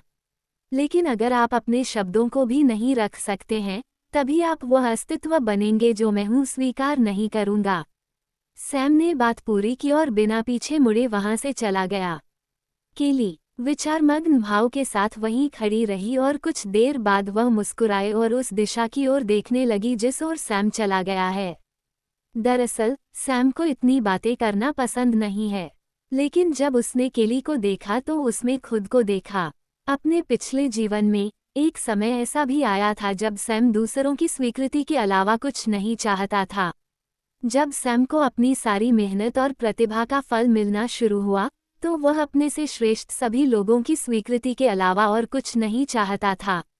वह चाहता था कि उन्हें महसूस हो कि उसका अस्तित्व मायने रखता है। केली भी ऐसी ही स्थिति में है। सैम को नहीं पता कि वह ऐसी क्यों है, लेकिन उन्हें लगा कि मामला यही है। सैम पहली मंजिल पर आया, जहां एक अन्य युवक रिसेप्शनिस्ट के रूप में काम कर रहा है। वह काउंटर पर गया और पूछा, मैं कुछ तीर खरीदना चाहता हूँ। जब रिसेप्शनिस्ट ने देखा कि यह कौन है तो वह खड़ी हो गई। उन्होंने तुरंत उनके अनुरोध को स्वीकार किया और तुरंत पूछा, सर, आपको कितने चाहिए? मुझे 10 रैंक एक तीर और 200 सामान्य तीर चाहिए, सैम ने कहा। वामपंथियों ने सिर हिलाया और चॉकलेट पूरा करने के बाद सैम टॉवर को बंद कर दिया। सैम धीरे धीरे दादी हवेली की ओर बढ़ा। अब कुलीन परिवार में से कोई भी उसे मुख्यधारा नहीं बना पा रहा है क्योंकि पलबे बिल्कुल खुले हैं। अपनी हवेली के रास्ते में सैम ने चॉकलेट के लिए कई चीजें और अपने स्थान की आवश्यकता बताई। उस रात वह लेट गई और छत की ओर देखने लगी। उसे नहीं पता था कि उसे क्या करना चाहिए। उनकी इस दुनिया में आने के बाद से चीजें बहुत तेजी से आगे बढ़ रही हैं। अचानक एक छोटी लड़की का प्रॉप आया। स्टेला, मुझसे उम्मीद है कि अब आपको शांति मिलेगी, सैम ने धीरे धीरे से कुछ बुदबुदाते हुआ सोचा। जन्मदिन मुबारक हो सैम। आज इस दुनिया के सैम का जन्मदिन है। अब आगे से उनका जन्मदिन होगा। वह तो और उसकी बाईं आंख से एक छोटी सी फूल की पत्ती जो इस झील में दुनिया में अपने अकेलेपन का संकेत दे रही थी। स्टारावुड अकादमी के प्रवेश द्वार। सूरज उगते ही शहर के सभी लोग अकादमी की ओर बढ़ रहे हैं। अकादमी के पास बड़ी मात्रा में जमीन है। गुलजार स्थान से सभी सड़कें। हर कोई उत्साह से बात कर रहा है। ऐसे कई लोग हैं जो स्टारावुड शहर के अधिकार क्षेत्र के अंतर्गत विभिन्न से आए थे। परीक्षा में भाग लेने के लिए प्रत्येक गांव में अपने अपने अजातशत्रु को तैनात किया जाएगा। अकादमी में भारी तूफानी तूफान जारी है। प्रवेश में भाग लेने के लिए अकादमी में सैकड़ों लोग एकत्रित होंगे। यदि वे अकादमी में दाखिला लेने में सक्षम हैं तो उन्हें बेहतर दिशानिर्देश और स्रोत दिए जाएंगे। स्टारावुड सिटी के नियंत्रण में 5 गांव हैं। इनमें से कोई भी व्यक्तिगत परीक्षण शामिल होना उपयुक्त है। हर कोई यहां अवसरों की तलाश में है। सैम धीरे धारा स्टारावुड अकादमी की ओर से चल पड़ा। जैसे जैसे वह धीरे धीरे धीरे धीरे धीरे धीरे धीरे धीरे अकादमी की ओर बढ़ती गई, भीड़ बढ़ती गई। वहां बहुत से सारे लोग वैरायटी बातें कर रहे हैं। बहुत सारे काउंटरों पर कतारें लगी हुई हैं। ये काउंटर यहाँ नामांकन के लिए हैं। सैम एक काउंटर की ओर चला गया और क्वार्टर में शामिल हो गया। जब उनकी बारी आई तो उन्होंने अपना शहर रेजिडेंट टूर और अपना नाम दर्ज किया। फिर वह धीरे धीरे उस रास्ते पर चला गया जहां सभी प्रतियोगी यात्री थे। नामांकन प्रक्रिया पूरी होने के बाद एक ही तरह के कपड़े पहने लोगों का एक समूह आया। उनके प्रोडक्ट पर स्टारावुड ट्री का चिन्ह बना हुआ है। वे अकादमी के कर्मचारी विशिष्ट होते हैं। उन्होंने अकादमी के विशाल द्वार से सभी विद्यार्थियों का मार्गदर्शन किया। गेट से गुजरने के बाद सैम अपने आसपास का निरीक्षण करने लगा। ये स्थान एक विशाल खाली मैदान है। मैदान के मध्य में एक विशाल मंच है और मैदान में कई तंबू लगे हैं। विशाल मंच के दूसरी ओर कई देखने के मंच हैं जहां कई लचीलेपन के लोग बैठकर देख सकते हैं। प्रत्येक मंच प्रत्येक प्रमुख शक्ति का है। सेंट्रल 2 मंच सिटी लॉर्ड और स्टारावुड अकादमी के हैं।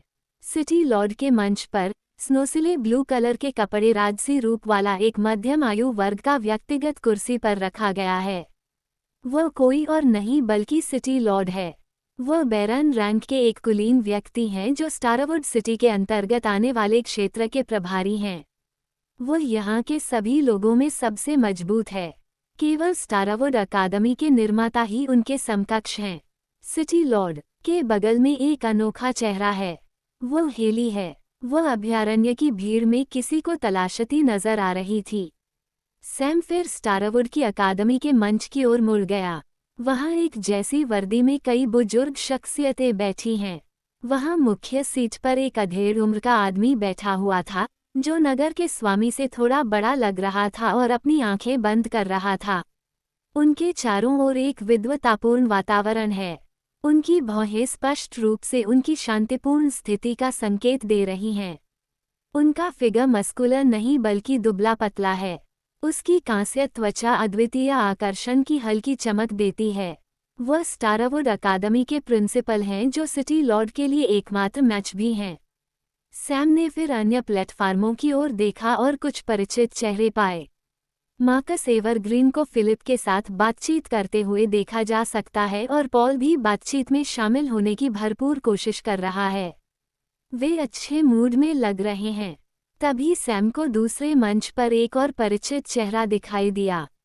ये फ्रेया है। उसके बगल में एक हट्टा कट्टा अधेड़ उम्र का आदमी बैठा है, जिसके चारों ओर आग का माहौल है। उसके चेहरे पर उदासी है क्योंकि वह कुछ नाखुश लग रहा है और फ्रेया के चेहरे पर भी झुर्रियां हैं। उसने आज अपने युद्ध वस्त्र पहने थे, जो उसने तब पहने थे जब वो लावा रॉक गांव में सैम की दुकान पर आई थी। सैम फिर ग्रे हाउंड परिवार की ओर मुड़ा और किसी की तलाश की। जब उसे लियोनार्ड और रेमंड मिले, सैम ने एक दुष्ट मुस्कान दी। वह वास्तव में ये देखना चाहता है कि जब लियोनार्ड उसे देखेगा तो उसकी क्या प्रतिक्रिया होगी। इसके बाद उन्होंने अन्य 4 प्लेटफॉर्म देखे। वे 4 टावरों से संबंधित हैं। जब उसकी नज़र आर्टिसन टावर प्लेटफॉर्म पर पड़ी तो उसने देखा कि टावर हेड और अन्य दोस्तों के साथ केली भी मौजूद है। सैम को उनकी ज़्यादा परवाह नहीं थी और वह शांत चेहरे से इधर उधर देखने लगा। लेकिन बाकी उम्मीदवार उतने शांत नहीं हैं। उन्होंने 2 लड़कों को बातें करते हुए सुना। ओह, देखो यहाँ 3 देवियाँ हैं। मुझे ऐसा लग रहा है जैसे मैं पहले से ही सदमे में हूँ। एक सुंदर युवक ने एक औसत दिखने वाले आदमी से कहा, जिसके कूल्हे पर तलवार है। औसत दिखने वाले आदमी के चेहरे पर चिड़चिड़ापन था जब वह बोल रहा था। शॉन, इसे कम रखो। मैं इसे कैसे शांत रख सकता हूँ? मैं एक ही समय में तीनों देवियों को देख सकता हूँ। जैक, तुम्हें कभी कभी मुझे ढीला छोड़ देना चाहिए और अपनी डांट बंद करनी चाहिए। तुम मेरी युवा और सुंदर छवि को कब समझोगे? सुंदरता की सराहना करना सीखो। सुंदर युवक, जिसका नाम शॉन है, ने अतिरंजिता भरते हुए कहा। जैक नाम के व्यक्ति को पता नहीं था कि क्या उत्तर देना चाहिए और वो केवल आह भरता रहा। शॉन ने फिर जारी रखा। 3 देवियों को देखो। उग्र देवी फ्रेया, बर्फ की देवी हेली और कारीगर देवी केली सभी एक ही समय में यहाँ हैं। क्या आपको लगता है कि उनमें से कोई भी मुझमें रुचि लेगा? ओह, वैसे क्या आप जानते हैं कि केली टावर हेड की बेटी है? उन्होंने इसे बहुत गहराई से छुपाया। मैंने सुना है कि एक घमंडी युवा और प्रतिभाशाली कम सुंदर कारीगर ने केली को अपमानित किया है। अगर मुझे पता चलेगा कि मैं कौन हूं तो मैं उसके बट पर लात मारूंगा। शॉन बड़बड़ाता रहा। उसकी बातें सुनकर सैम ने अपनी भौहें सिकोड़ लीं। वह मेरे बट पर लात मारना चाहता है। फिर देखेंगे, सैम ने सोचा और फिर दूसरे बिंदु के बारे में सोचने लगा। ये तथ्य छिपाया गया है कि केली टावर प्रमुख की बेटी है। इसलिए जब कल मेरी और केली की झड़प हुई तो फिलिप ने कड़ा विरोध नहीं किया। अगर उसे पता होता तो शायद वह मुझे रोक देता। सैम ने मन ही मन सोचा। सभी ध्यान दें। अकेडमी के प्रिंसिपल मंच पर आए और बोलना शुरू किया। आज वह दिन है जब हमारी स्टारवुड अकादमी नए लोगों का स्वागत करती है। आप सभी अकादमी और राज्य का भविष्य होंगे। इसलिए मैं यहाँ परीक्षा में शामिल होने के लिए सभी उम्मीदवारों को तहे दिल से धन्यवाद देता हूँ। प्रिंसिपल ने रुककर अभ्यर्थियों की ओर देखा। पहले दौर में उम्र और खेती का आकलन होगा। यदि आप आवश्यकताओं को पूरा नहीं करते हैं तो आपको आगे भाग लेने के लिए अयोग्य घोषित कर दिया जाएगा। अब लगभग 400 छात्र हैं और हम आज केवल शीर्ष 100 छात्रों का चयन करेंगे। इसलिए मैं उम्मीदवारों से अनुरोध करता हूं कि वे अपना मूल्यांकन पूरा करने के लिए किसी भी तंबू में जाएं। प्रिंसिपल ने काम पूरा किया और अपने स्थान पर वापस चले गए। मैदान में करीब 20 टेंट लगे हैं। सैम एक तंबू की ओर चला गया और कतार में खड़ा हो गया। संयोगवश शॉन और जैक एक ही कतार में हैं। जब शॉन ने अपना मूल्यांकन पूरा किया तो तंबू से बाहर आते ही उसका चेहरा गर्व से भरा हुआ था और उसकी मुस्कुराहट में उसके सारे दांत दिखाई दे रहे थे। कुछ मिनट बाद जैक भी तंबू से बाहर आ गया। दोनों के हाथ में ब्रॉन्ज कलर का टोकन है। ये सांकेतिक रूप से कहा जा सकता है कि उन्हें मूल्यांकन के अगले दौर के लिए चुना गया है। कुछ ही देर में सैम का समय आ गया। जब सैम तंबू में दाखिल हुआ तो उसने देखा कि लगभग 20 साल का एक युवक मेज के पीछे बैठा है। डेस्क पर वॉलीबॉल आकार की 2 क्रिस्टल गेंदें टिकी हुई हैं।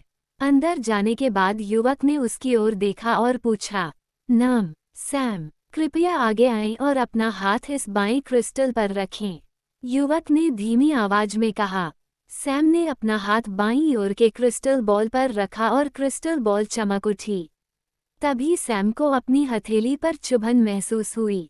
फिर क्रिस्टल बॉल पर अक्षरों की एक श्रृंखला प्रक्षेपित हुई। 15 साल और 1 दिन। सैम को स्तब्ध महसूस हुआ। हालांकि फिलिप ने कहा कि उम्र दिनों के हिसाब से मापी जाएगी, लेकिन उसने नहीं सोचा था कि यह इतना अच्छा लगेगा। आयु मापने के इस उपकरण से वह आश्चर्यचकित रह गया। तभी उसने डेस्क के पीछे उस युवक को देखा। उनके चेहरे पर भी चौंकाने वाले भाव थे, लेकिन उनका सदमा किसी और वजह से है। वह सैम द्वारा की गई नज़दीकी दाढ़ी के कारण हैरान है। फिर वह अपनी घबराहट से बाहर आया और सैम से कहा, अब कृपया अपना हाथ इस क्रिस्टल पर रखें। उसने किताब में सैम की उम्र नोट करते हुए कहा। सैम ने सिर हिलाया और दाहिनी क्रिस्टल बॉल पर हाथ रखा। इस बार भी शब्दों की एक और श्रृंखला प्रक्षेपित हुई। अनुचर स्तर 3। इस बार युवक को लगा कि उसकी दुनिया उलट गई है। एकोलिटे में एक 15 साल का बच्चा, वह भी लेवल 3 पर। इस बार युवक को लगभग दिल का दौरा पड़ा। वह चौंककर अपनी कुर्सी से उठ खड़ा हुआ।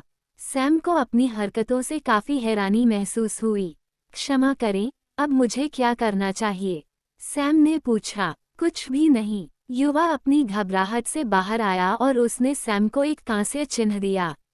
कांस्य टोकन पर स्टारवुड पेड़ का प्रतीक उत्कीर्ण है। सैम ने टोकन लिया और युवक को छोड़कर चला गया। पहले दौर का मूल्यांकन बहुत तेजी से हुआ। सैम ने हटाए गए प्रतियोगियों की संख्या को कम करके आंका। सैम ने सोचा कि चूंकि नियम छिपे नहीं हैं, इसलिए उन्हें लगा कि बहुत से गैर योग्य प्रतियोगी इसमें भाग नहीं लेंगे। लेकिन उनमें से कई ऐसे हैं जो अभी भी सिर्फ अपनी किस्मत आजमाने आए हैं। ऐसा इसलिए है क्योंकि विशेष संविधानों के लिए विशेष रियायतें दी गई हैं, लेकिन बहुत दुर्लभ हैं। अब केवल 200 लोग ही बचे हैं। सैम आया और कांस्य टोकन के साथ समूह में शामिल हो गया। वहां उसने किसी परिचित को देखा। ये कोई और नहीं ओलिवा है, ग्राम प्रधान का अहंकारी बेटा। जब सैम ने उसे देखा तो संयोग से उसने भी सैम को देख लिया। सैम ने उसे मुस्कुरा दिया। सैम को देखते हुए ओलिवर तुरंत ठंडे पसीने से तर हो गया। उसे अभी भी याद है कि सैम ने किस तरह से अपने साथियों के साथ बेरहमी से व्यवहार किया था। अगर यह उसके पिता के लिए नहीं होता तो उसे भी अपने नौकरों की तरह बुरी तरह पीड़ित होना पड़ता। ये दोनों अपाहिज हैं। सैम ने उन्हें बेकार बना दिया। उनमें से एक इस पीड़ा को सहन नहीं कर सका और उसने आत्महत्या कर ली। ओलिवर सैम को दोबारा उकसाना नहीं चाहता था। ओलिवर फिर सिटी लॉर्ड के देखने के मंच की ओर मुड़ गया। सैम ने भी उसी दिशा में देखा और किसी को देखा जिसे वह पहले नोटिस नहीं कर पाया था। लावा रॉक गांव का ग्राम प्रधान। वह 4 अन्य लोगों के साथ सिटी लॉर्ड के पीछे खड़ा है। ये सभी नगर स्वामी के अधीन अन्य 4 गांवों के ग्राम प्रधान हैं। सैम फिर से ओलिवर की ओर मुड़ा और बुरी मुस्कान दी। वह वास्तव में देखना चाहता है कि अपने बेटे के साथ काम खत्म होने के बाद ग्राम प्रधान की क्या प्रतिक्रिया होगी। तभी एक आवाज ने सैम के विचार को बाधित किया। पहले दौर का मूल्यांकन पूरा हो गया है। कांस्य पदक वाले सभी उम्मीदवार दूसरे दौर के लिए पात्र हैं, प्रिंसिपल ने खड़े होते हुए कहा और विशाल मंच पर चढ़ गए। मूल्यांकन का दूसरा दौर कुछ ही मिनटों में शुरू हो जाएगा। दूसरा दौर स्टारवुड अकादमी के परीक्षण मैदान में होगा। दूसरे दौर में उत्तीर्ण होने की शर्त काफी सरल है। आपको जीवित रहना होगा। परीक्षण मैदान में आप सभी का एक ही समय में मूल्यांकन किया जाएगा। अंतिम 100 जो खड़े होंगे वे अगले राउंड के लिए पात्र होंगे। इस राउंड में रैंकिंग होगी। जिसके अधिक अंक होंगे उसकी उच्चतम रैंकिंग होगी। इस राउंड में उम्मीदवारों के पास एक मैदान में रॉयल रंबल प्रतियोगिता सभी के लिए निःशुल्क। अभ्यर्थियों के साथ मैदान में लेवल 1 और लेवल 2 के कुछ जानवर भी होंगे। प्रत्येक स्तर एक जानवर का 1 अंक होता है। प्रत्येक स्तर 2 प्रारंभिक चरण के जानवर के 2 अंक होते हैं। लेवल 2 के अंतिम चरण के जानवर के 3 अंक हैं। प्रतियोगिता में जानवरों के अलावा हर दूसरा प्रतिभागी भी दुश्मन है। जीवित रहने वाले अंतिम 100 को रैंकिंग के अनुसार अतिरिक्त अंक मिलेंगे। 100वें स्थान पर रहने वाले व्यक्ति को 101 अंक दिए जाते हैं। 99वें स्थान पर रहने वाले उम्मीदवार के 102 अंक होंगे, फिर इसी प्रकार आगे भी।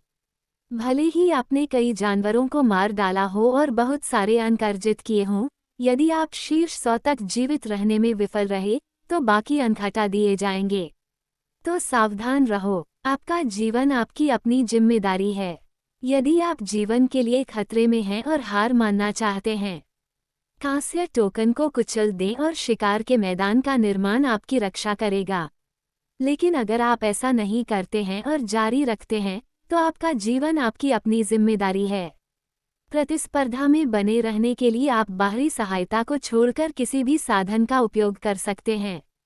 यदि आप बाहरी साधनों जैसे कि खुदे हुए हथियार, शिलालेख और सरनी डिस्क का उपयोग करते हैं तो ये स्टारवुड अकादमी को उकसाने के समान होगा और आपको इसके परिणाम भुगतने होंगे।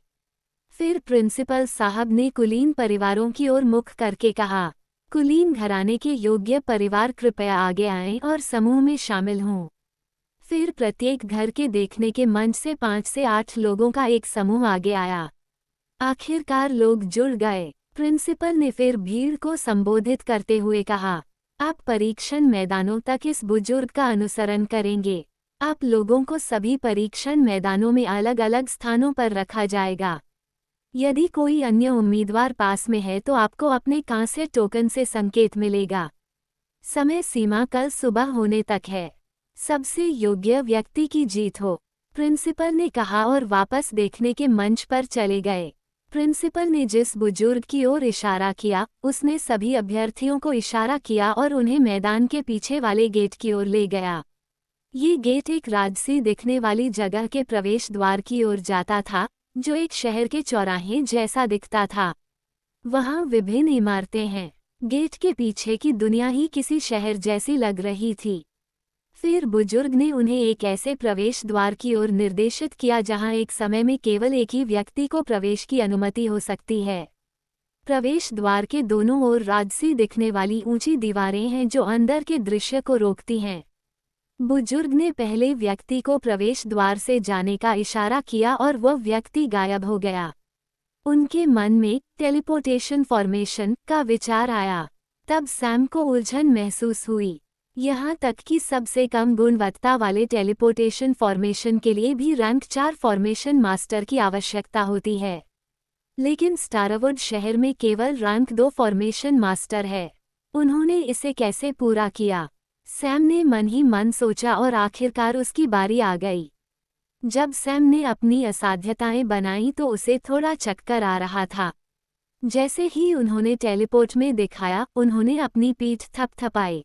जब सैम ने चारों ओर देखा तो उसे कुछ भी दिखाई दिया, वह पेड़ ही था। वह जंगल जैसी जगह पर है। उसके बाद वह थोड़ा स्थिर हो गया। उसके मन में एक आवाज आई, दूसरे दौर का अनुमान शुरू। जिस स्टेज में पहले दौर का आकलन देखा गया, वहां देखने वाले मंच पर सभी लोग मंच की ओर मौजूद हैं। अब मंच खाली नहीं है। मंच पर जंगल जैसी जगह का लॉन्च है। ये परीक्षण मैदान का उद्घाटन है। यहाँ सभी लोग आकलन पर नजर रख रहे हैं। स्टारवुड सिटी में इस प्रकार के उच्च तकनीकी उपकरण नहीं मिल सकते। सैम का अनुमान सही है। स्टारवुड में इसके लिए कोई जिम्मेदारियां नहीं हैं। अकादमी के सभी प्लांट और उपकरण की व्यवस्था रॉयल फैमिली द्वारा ही की जाती है। संपूर्ण पश्चिमी महाद्वीप में शिक्षा को अन्य सिद्धांतों के बीच मौलिकता दी गई है। यही कारण है कि बैक कंट्री में भी रॉयल फैमिली ने इस प्रकार की सुविधाओं की व्यवस्था के लिए अकादमी बनाई। स्थल के अंदर परीक्षण करें। सैम अंततः टेलीपोर्टेशन के बाद के प्रभाव स्थिर हो गए। फिर वह खड़ा हो गया और चारों ओर स्पष्ट दृश्य देखने के लिए उसके पास एक भव्य पेड़ पर चढ़ गया। सैम ने अपने आसपास कोई जानवर या अन्य प्रतियोगी नहीं देखा। देखने से पता चलता है कि वो एक विशेष सुनसान स्थान पर दिखाई दे रही थी। सैम डाउन उतरा, एक दिशा निर्देश और यात्रा शुरू कर दिया। वह काफी चिंता मुक्त है। अंतिम 1 घंटे तक चलने के बाद सैम को अंततः अपनी जेब में संतुलन के टोकन से प्रतिक्रिया हुई। वह तुरंत रुक गया और पास के एक पेड़ पर कूद गया और छात्र के पीछे छिप गया। कुछ मिनट बाद उसने एक और बात करते हुए अपनी दिशा देखी। क्या मैंने हथियारों के बारे में नहीं बताया? हम सही दिशा में जा रहे हैं। क्या हमें आपके बैज से कोई प्रतिक्रिया महसूस नहीं हुई? यहाँ निश्चित रूप से कोई है। एक पुरुष की आवाज़ सुनी जा सकती है। मुझे अभी भी संदेह है कि यह सही दिशा है। मुझे लगता है कि हमें इसके विपरीत दिशा दिखानी चाहिए, दूसरे पुरुष ने कहा। कुछ सेकंड बाद सैम की नज़र में 2 लोग आए। वे एक जैसे खूबसूरत कपड़े पहने हुए हैं। वे हॉटफील्ड परिवार से हैं। जैसे ही सैम ने अपनी पहचान बनाई, तुरंत उसे खुशी महसूस हुई। सैम तुरंत पेड़ से नीचे कूद गया। जब 2 लोगों ने देखा कि सैम अचानक उनके सामने आ गया है तो उन्होंने तुरंत अपनी तलवारें निकाल ली और लड़ाई का रुख अपना लिया। आप कौन हैं? दोनों में से एक ने सैम की ओर से अपनी तलवारें तान दी और साटू से पूछा। सैम ने खराब मुस्कान दी और कोई उत्तर नहीं दिया। वह अचानक अपनी चाल चली। सैम इंस्टेंट चित्र के बाद आपकी स्थिति से गायब हो गया और तुरंत बाईं ओर वाला व्यक्ति पीछे आ गया। फिर उसने तुरंत उस व्यक्ति का पिस्तौल के नीचे मुक्का मारा। जैसे ही उसकी तलवार गिरी, उस व्यक्ति की आत्मा फूल गई और उसने तुरंत अपना दर्द कम करने की कोशिश करते हुए जमीन पर गिर बना लिया। वह दूसरे स्तर का अनुचर प्रमुख है और उसकी ताकत किसी भी तरह से प्रभावित नहीं है। लेकिन सैम के भयानक मुर्के के आगे खुद को काफी खराब महसूस हो रहा था। दाहिनी ओर वाले ने तुरंत प्रतिक्रिया व्यक्त की और सैम पर अपनी तलवारें कुचाई, लेकिन उसने जो मारा वह सैम द्वारा बनाई गई बाद की छवि थी। अचानक उसे महसूस हुआ कि किसी ने उसकी पीठ थपथपाई है। उसने तुरंत अपनी तलवारें कुचाई, लेकिन वह हवा के अलावा किसी और चीज पर नहीं लगी। फिर उसके चेहरे पर दर्द महसूस हुआ। उसे ब्रांड मारा गया, लेकिन जब वह उस ओर मुड़ा जहां से उसे दिया गया था तो उसे कुछ दिखाई नहीं दिया। तभी अचानक उसे महसूस हुआ कि उसका गला थपथपा रहा है। जब उसने नीचे देखा तो उसे लगा कि पीछे से उसके गले पर एक उंगली उभरी हुई है। जब उसने तुरंत उस व्यक्ति को कैप्चर करने के लिए प्रतिक्रिया की तो उसे हवा के अलावा कुछ नहीं मिला। अचानक उसे अपनी हड्डी की हड्डी में ठंडक महसूस हुई और उसे ठंडा खाना लगा। उसके मन में बस एक ही विचार आया, यदि दूसरा पक्ष उसे मरवाना चाहता है, वह एक मृत व्यक्ति बन जाएगा। दूसरे पक्ष ने उसे कई बार भुनाया था, परंतु उसने उसे भी सफल न देखा। फिर उसने तुरंत अपनी तलवारें गिरा दी और हाथ ऊपर उठा लिया। उसने इस आदमी से अलग छोड़ दिया। यह आदमी बिल्कुल दुर्स्वप्न है, लेकिन उसे अनिच्छा महसूस हुई। अनुमान के अनुसार 1 घंटे से कुछ अधिक समय के बाद वह हार नहीं सका। तो वो बोले, मैं समर्पण करता हूँ। हम आपका मुकाबला नहीं कर सकते। क्या आप हमें हॉट फैमिली से दे सकते हैं? हम फील्ड फैमिली से हैं। अगर आप हमें अभी जा रहे हैं, हम इस एहसान को याद करते हैं। उसने कहा। चारों ओर देखा परंतु उसे कोई नहीं मिला। इनमें से जो पहली बार प्लास्टर किया गया था वह भी खड़ा हो गया और उसने अपनी तलवारें उठा लीं। वह चारों ओर से संगति देख रहा है। वे दोनों उत्सुकता से उत्तर की प्रतीक्षा कर रहे हैं। इस बीच देखने के मंच पर सभी दर्शक अलग अलग एल्बमों को स्केच करते हुए देख रहे हैं। अचानक हॉटफील्ड परिवार के किसी व्यक्ति ने देखा कि उनके 2 प्रतियोगी एक साथ मिल रहे थे और एक साथ चल रहे थे। वे दस्तावेज उठे, बाकी लोगों ने भी इसे देखा और हृदय क्षेत्र परिवार की किस्मत को मन ही मन कोसा। तभी उन्होंने देखा कि कोई अचानक दिखने वाले दोनों नमूने सामने आ गए और हमला शुरू हो गया। वाह, क्या गति! हाँ, वो बहुत तेज है। वे उसे देख भी नहीं सकते। वो व्यावहारिक रूप से उनका साथ दे रही है। देखो, उस आदमी ने हार मान ली। एक महान वंश के लिए इतना कुछ। मुझे लगता है कि वे बातचीत कर रहे हैं। दर्शकों की तरफ से तमाम तरह के कमेंट आए। हॉटफील्ड परिवार के मुखिया के चेहरे पर एक अजीब भाव था जब उसने देखा कि उसके परिवार के उम्मीदवार किसी के साथ खिलवाड़ कर रहे हैं। ग्रेहाउंड परिवार के लियोनार्ड ने ये दृश्य देखा तो उनके पसीने छूट गए। यहाँ तक कि वह सैम की गतिविधियों का भी अनुसरण नहीं कर सकता। सभी परिवार इस लड़ाई को दिलचस्पी से देख रहे हैं। कृपया अब हमें छोड़ दें। हम एहसान का बदला जरूर चुकाएंगे। हृदय क्षेत्र परिवार के उम्मीदवार ने फिर लगाई गुहार। अचानक उसे अपने चेहरे पर एक तमाचा महसूस हुआ। इस बार थप्पड़ ज्यादा जोरदार पड़ा और वह तुरंत उड़ गया। जमीन पर गिरने के बाद उसने कुछ खून उगल दिया और उसके मुंह से एक दांत नीचे गिर गया।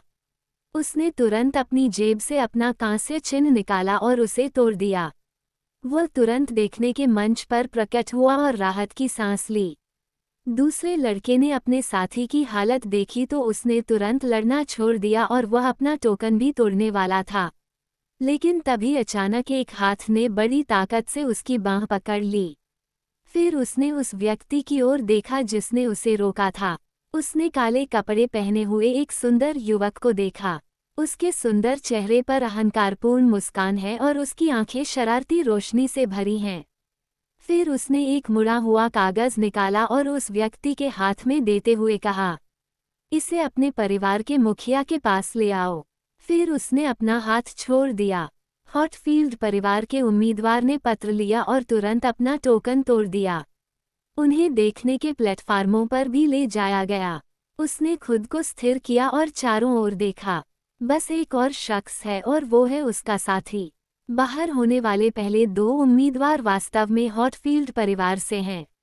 ये बहुत शर्म की बात है। फिर उसने हॉटफील्ड परिवार के देखने के मंच की ओर देखा और अपने परिवार के सदस्यों के उदास भावों को देखकर शर्म से झुक गया। तभी उसे पत्र याद आया और वह डरता हुआ देखने के मंच की ओर चल दिया। जब उसने परिवार के मुखिया को पत्र भेजा तो उसने परिवार के मुखिया की नज़र से लगभग अपनी पैंट उतार दी। परिवार के मुखिया ने पत्र ले लिया। वह जानता था कि पत्र किसने पास किया है क्योंकि वो पूरे समय देख रहा था। उन्होंने पत्र पढ़ा और विषय वस्तु देखकर तुरंत भौहें सिकोड़ ली। नमस्कार, हॉटफील्ड परिवार के मुखिया। यह उस विनम्र व्यक्ति की ओर से है जिसे एक बार मेरी नदी किनारे की हवेली में हॉटफील्ड परिवार के प्रतिनिधियों की उपस्थिति का सौभाग्य प्राप्त हुआ था। उसी के लिए मुझे बधाई देने के लिए किसी को भेजने के कारण रात को मैंने नीलामी के माध्यम से हवेली खरीदी। मैं आपसे विनम्रतापूर्वक अनुरोध करता हूं कि आप इस तरह से मेरा भुगतान स्वीकार करें। चिंता न करें, यह अंत नहीं है। अगर मैं आपके परिवार के अन्य लोगों से मिलूंगा तो मैं उनके साथ अत्यंत सावधानी से व्यवहार करूंगा। सैम। पत्र पढ़ते ही उसकी पकड़ हैंड रास्ट पर मजबूत हो गई। स्नैप, हैंड रास्ट टूट गया और सभी ने उसकी ओर देखा, लेकिन उनका ध्यान पूरी तरह से पत्र और विशेष रूप से नदी किनारे हवेली शब्दों पर केंद्रित है। उन्हें साफ समझ में आ गया कि युवक ने उनके परिवार के उम्मीदवारों के साथ खिलवाड़ क्यों किया, लेकिन इससे उनका गुस्सा कम नहीं हुआ। वह और भी उग्र है। इक्वलिटी स्टेज पर एक जूनियर चेहरे पर थप्पड़ मार रहा है। वह क्रोधित है। बाकी सभी कुलीन परिवार उसे उत्सुक दृष्टि से देख रहे हैं। वे देखना चाहते हैं कि पत्र में क्या है, लेकिन हृदय परिवार के मुखिया का स्पष्ट रूप से उन्हें दिखाने का कोई इरादा नहीं था और उसने अपना ध्यान प्रक्षेपण की ओर मोड़ दिया। ऐसा लगता है जैसे हृदय क्षेत्र परिवार की युवा पीढ़ी कमजोर होती जा रही है। अभी केवल आधा घंटा हुआ है और 5 में से 2 का सफाया हो गया है। क्रिम्सन फ्लेम परिवार से किसी ने मजाकिया लहजे में कहा। हृदय क्षेत्र परिवार के मुखिया ने कोई उत्तर नहीं दिया और केवल परियोजना को देखते रहे। सभी लोग प्रक्षेपण की ओर भी मुड़ गए। अब कई क्षेत्रों में प्रत्याशियों के करीब आते ही लड़ाई शुरू हो गई है। एक युवक ने खासतौर पर दर्शकों का ध्यान खींचा। सुंदर एक प्रतिभाशाली व्यक्ति है। यदि तुम लोग अभी चले जाओ, मैं इसे आगे नहीं बढ़ाऊंगा, युवक ने कहा। ये कोई और नहीं बल्कि शॉन है। वह 3 लोगों से घिरा हुआ है। ये उम्मीदवार अलग अलग स्थानों से आए और एक अस्थायी गठबंधन बनाया। तो वे थोड़ा और समय लगा सकते हैं। जब उन्होंने उसकी बातें सुनी तो तीनों में से एक ने तुरंत हमला कर दिया। अचानक शॉन ने कुछ हाथ की मुहरें बनाई और कुछ जप किया। तभी तीनों अभ्यर्थियों के नीचे की मिट्टी दब जाने से वह नर्म हो गई। क्या मैंने तुम्हें नहीं बताया कि मैं एक प्रतिभाशाली व्यक्ति हूँ? तुम लोगों ने नहीं सुना। अब बेहतर होगा कि तुम अपना काम छोड़ दो, नहीं तो मैं तुम्हें कष्ट पहुंचाऊंगा। जैसे ही उसने खत्म किया, उन तीनों को लगा कि उनके शरीर धीरे धीरे जमीन में धंस रहे हैं। उन्होंने तुरंत अपने टोकन ले लिए और वे सभी गायब हो गए। मैं बहुत अधिक कमाल का हूँ, शॉन ने फिर से चलना शुरू करते हुए मुस्कुराहट के साथ बात की। मंच पर बैठे सभी दर्शक आश्चर्य से उसे देख रहे थे। बुरा नहीं, उनमें से एक ने कहा। ऐसा लगता है कि हमारे पास पोषण करने के लिए कुछ अच्छे बीज हैं। स्टारवुड अकादमी से किसी ने कहा। बाकियों ने भी सिर हिलाया। तभी परीक्षण मैदान के प्रक्षेपण के बगल में अचानक एक स्क्रीन दिखाई दी। अंततः उनका सामना कुछ जानवरों से हुआ। किसी ने कहा, स्क्रीन काफी बड़ी है और इस पर नामों की एक सूची देखी जा सकती है जिनके बगल में कुछ नंबर हैं। ये रैंकिंग सूची है। यह उन उम्मीदवारों के बिंदुओं को दर्शाता है जो जानवरों का शिकार कर रहे हैं। वहां देखो, झील के पास, दर्शकों में से एक चिल्लाया। झील के पास एक युवक तलवार लेकर सांप जैसे जानवरों के झुंड से लड़ रहा है। ये कोई और नहीं बल्कि जैक है। उसके आसपास प्रथम स्तर के लगभग 10 जानवर हैं। उनका नाम इस वक्त लिस्ट में सबसे ऊपर है। समाप्त होने तक उसके नाम पर 12 अंक थे। वह बुरा नहीं है। हाँ, उसका तलवारबाजी अच्छा है। सभी दर्शकों ने टिप्पणी की। जल्द ही सूची में नाम दिखाई देने लगे। ये सभी अधिकतर कुलीन परिवारों के उम्मीदवार हैं। सैम अभी एक ऊंचे पेड़ पर चढ़ने के बीच में है। तभी उसका सामना उस पेड़ से हुआ जो पास के पेड़ों में सबसे ऊंचा लग रहा था। जब वह अंततः पेड़ पर चढ़ गया तो उसे आसपास का दृश्य स्पष्ट दिखाई देने लगा। उन्होंने कई अभ्यर्थियों को जानवरों से जूझते देखा। ऐसा लगता है कि किसी को भी दूसरों को खत्म करने में कोई दिलचस्पी नहीं है, बल्कि वे सभी अधिक अंक अर्जित करने में रुचि रखते हैं। सैम ने चारों ओर देखा और एक छोटी पहाड़ी के पास लकड़बग्घों का एक झुंड देखा। ऐसा लग रहा था कि उनमें से बहुत सारे हैं। लकड़बग्घे का रंग लाल होता है। ये रक्त लकड़बग्घे हैं। सैम ने तुरंत उन्हें पहचान लिया और वे सभी जंगल के सबसे क्रूर जानवरों में से एक हैं। वे दूसरों का खून पीने से अपनी ताकत बढ़ाते हैं। पैक प्रारंभिक चरण के स्तर 1 और स्तर 2 के जानवरों से भरा हुआ है। एक स्तर 2 मध्य चरण भी है। सैम को लगा कि उन्हें देखकर उसका जैकपॉट लग गया है। वह तुरंत नीचे उतरा और तेजी से आगे बढ़ने के लिए अपनी प्रकाश ऊर्जा का उपयोग किया। सैम ने इस तकनीक को फैंटम स्टेप्स नाम दिया है। सैम ने पहाड़ी के पास जाने के लिए अपने प्रेत कदमों का इस्तेमाल किया। जैसे ही सैम पहाड़ी से कुछ मीटर की दूरी पर था, उसे महसूस हुआ कि उसके कांस्य टोकन पर प्रतिक्रिया हो रही है। कोई पास ही था। सैम तुरंत उस दिशा की ओर बढ़ गया जिस दिशा में सिग्नल आ रहा था और एक पेड़ के पीछे छिप गया। उसने लाल रंग की युद्ध पोशाक में लोगों का एक समूह देखा। वे कुल 5 लोग थे।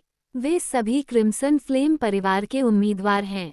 सैम ने उनके कवच पर लाल ज्वाला शिखा के कारण तुरंत उन्हें पहचान लिया। उसने बुरी मुस्कान दी। 5 उम्मीदवार रक्षात्मक लड़ाई की मुद्रा में हैं क्योंकि उन्होंने अपने परिवेश पर सतर्कता से नजर रखी है। केंद्र में युद्ध की पोशाक में एक युवक है जो क्रिम्सन फ्लेम परिवार का युवा स्वामी प्रतीत होता है। एक बुरी मुस्कान के साथ छुपकर बाहर आया और उनके सामने खड़ा हो गया। जब युवक ने प्रश्न किया तो वे सभी उसे सतर्कता से देखने लगे। क्या तुम फ्रेया के दोस्त नहीं हो? युवा मास्टर ने पूछा। सैम थोड़ा आश्चर्यचकित हुआ जब उसने उसकी ओर देखा, लेकिन ये केवल 1 सेकंड के लिए रुका। वो वहीं खड़ा रहा और चुपचाप मुस्कुराता रहा। ये देखकर कि सैम चुप है, युवा मास्टर ने जारी रखा, मैं क्रिम्सन फ्लेम परिवार का काटा हूँ। फ्रेया मेरी चचेरी बहन है। चूंकि आप उसकी दोस्त हैं, इसलिए मैं आपको जाने दूंगी अगर आप अपने पास मौजूद सभी फायर स्पिरिट स्टोन्स उसे सौंप दें। सैम ने फिर भी उत्तर नहीं दिया। देखने के मंचों पर ये युवक मुसीबत में है। हाँ, क्रिम्सन फ्लेम परिवार समूह का सामना करना उसका दुर्भाग्य है। भले ही वह मजबूत है, वो एक बनाम 5 कैसे जीत सकता है? आप किस बारे में बात कर रहे हैं? उसे पीछने के लिए काटा अकेला ही काफी है। हमें एकजुट होने की क्या जरूरत है? काटा पहले से ही चौथी स्टेज पर है। युवक एक ही झटके में हार जाएगा। क्रिम्सन फ्लेम परिवार से किसी ने कहा। वह परिवार के मुखिया के दूसरी ओर बैठा है। काल, जब तुम इतने आश्वस्त हो तो हम शर्त क्यों नहीं लगाते? फिलिप ने उस युवक से कहा जिसने अभी अभी बात की थी। आप किस पर दांव लगाना चाहते हैं? काल ने पूछा। तुम्हारे 5 लोगों को वह आदमी अकेले ही खत्म कर देगा। फिलिप ने कहा, सचमुच तुम्हें उस पर इतना भरोसा है? मैं तुम्हारी शर्त स्वीकार कर लूंगा।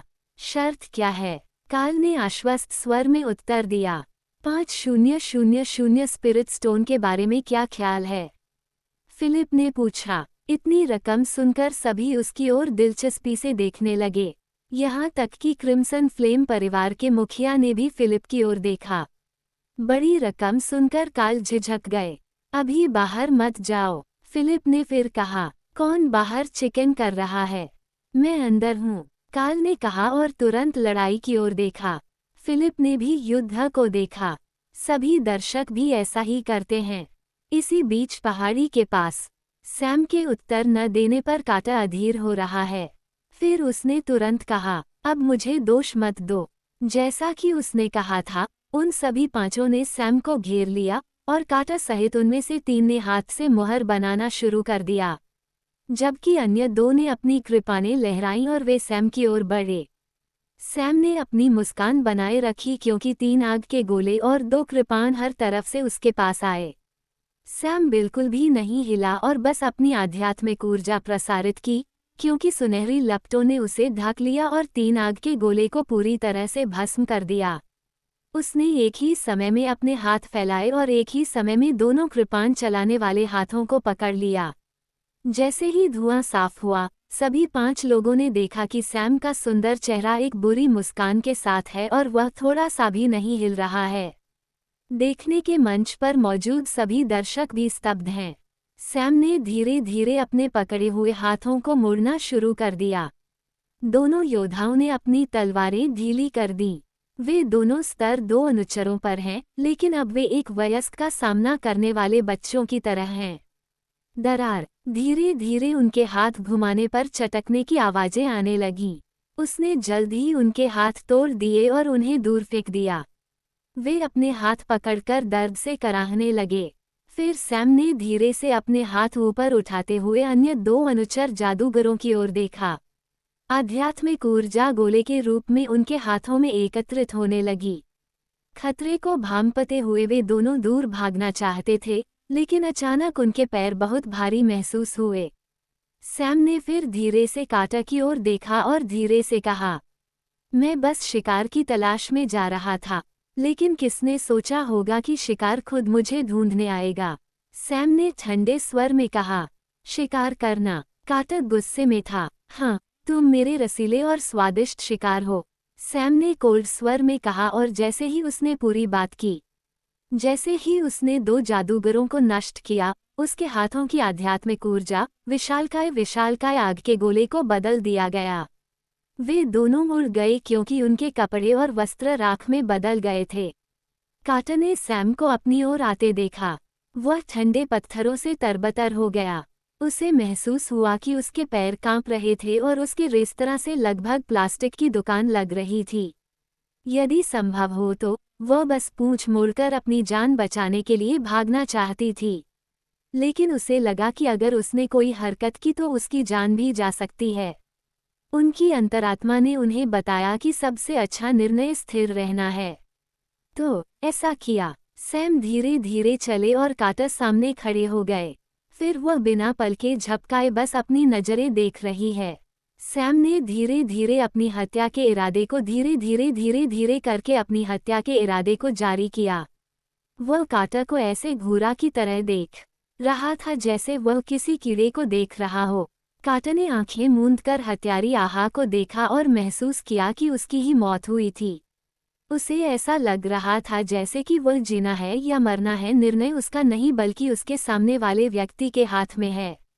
उसे ऐसा महसूस हुआ जैसे उसके चारों ओर हवा शांत हो गई हो, मानो उसकी सामने मौजूद उपस्थिति को सम्मान दे रही हो।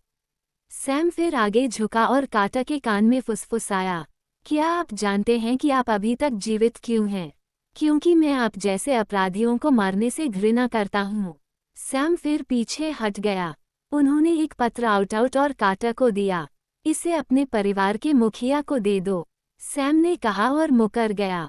जैसे ही सैम गया, काटर ने तुरंत अपने मुंह पर गिर गया और उसने अपने हाथों में पत्र को देखा।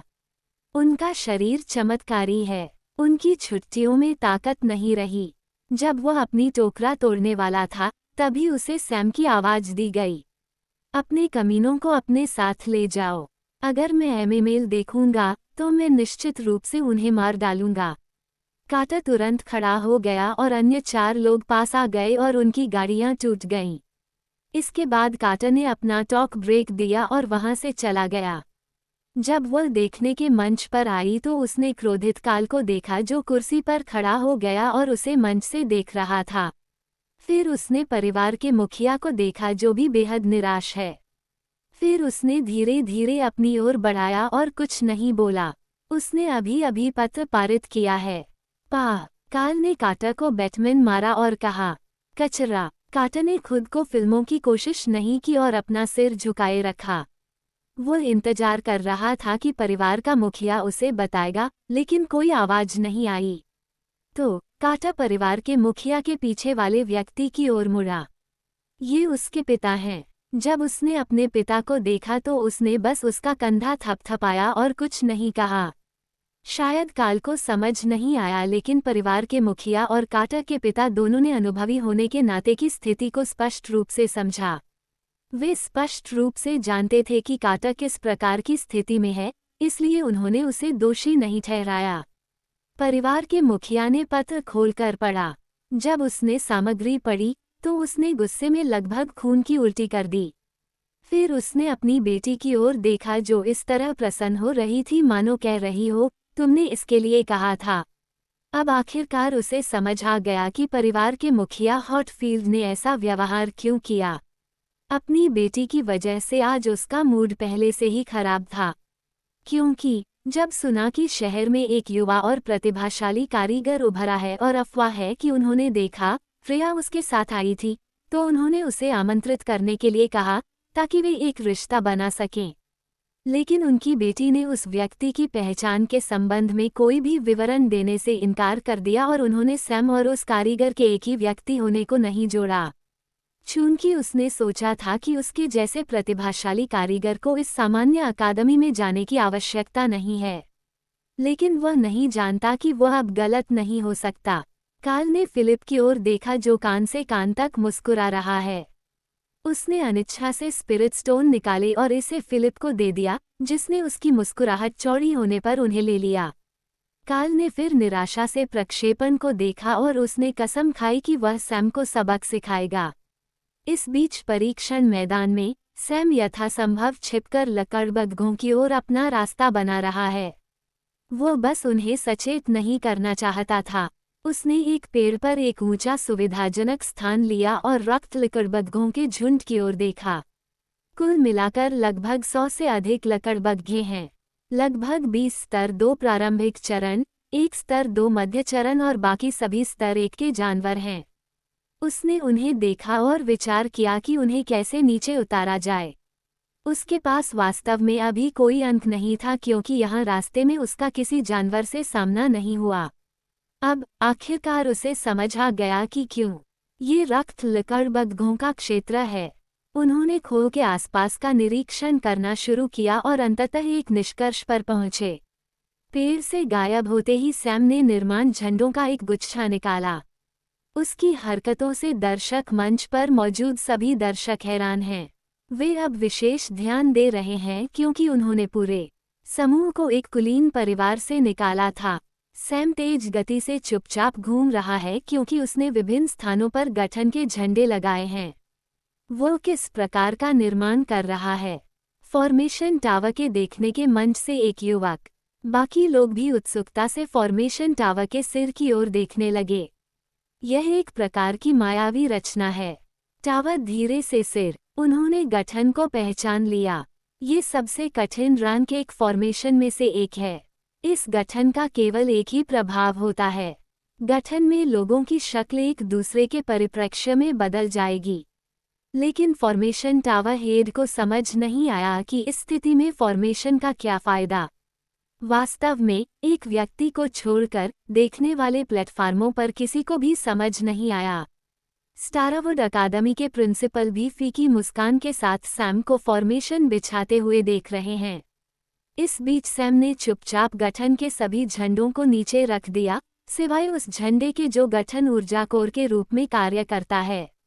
जैसे ही ऊर्जा कोर बिछाया जाता है, रक्त लकड़बग्घों को निश्चित रूप से यह एहसास होगा कि पास के ऊर्जा प्रवाह में कुछ गड़बड़ है और इससे उसे कुछ परेशानी होगी।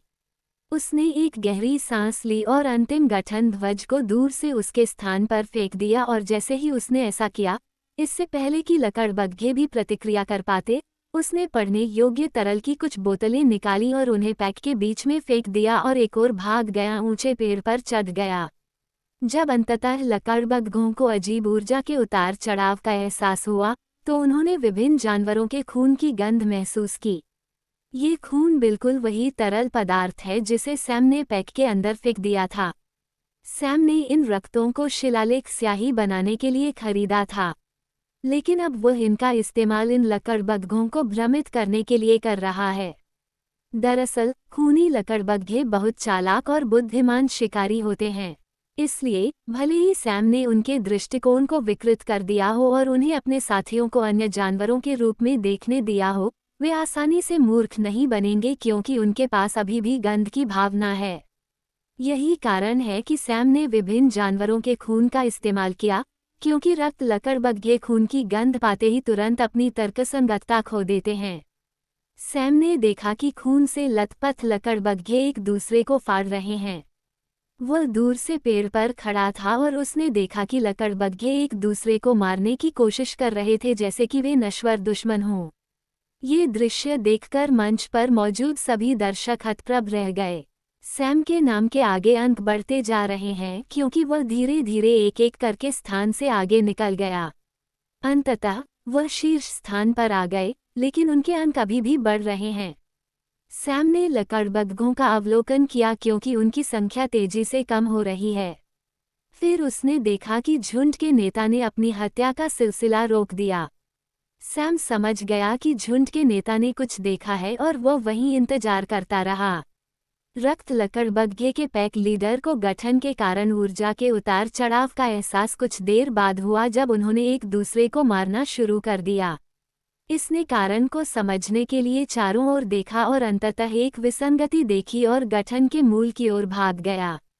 जैसे ही उसे संरचना के मूल भाग का आभास हुआ, भ्रम को रोकने के लिए वह तुरंत उसमें टकरा गया, लेकिन संरचना से हुई प्रतिक्रिया ने उसे अधमरा कर दिया क्योंकि वह ऊपर से उड़ गया और एक बड़ी चट्टान से टकरा गया।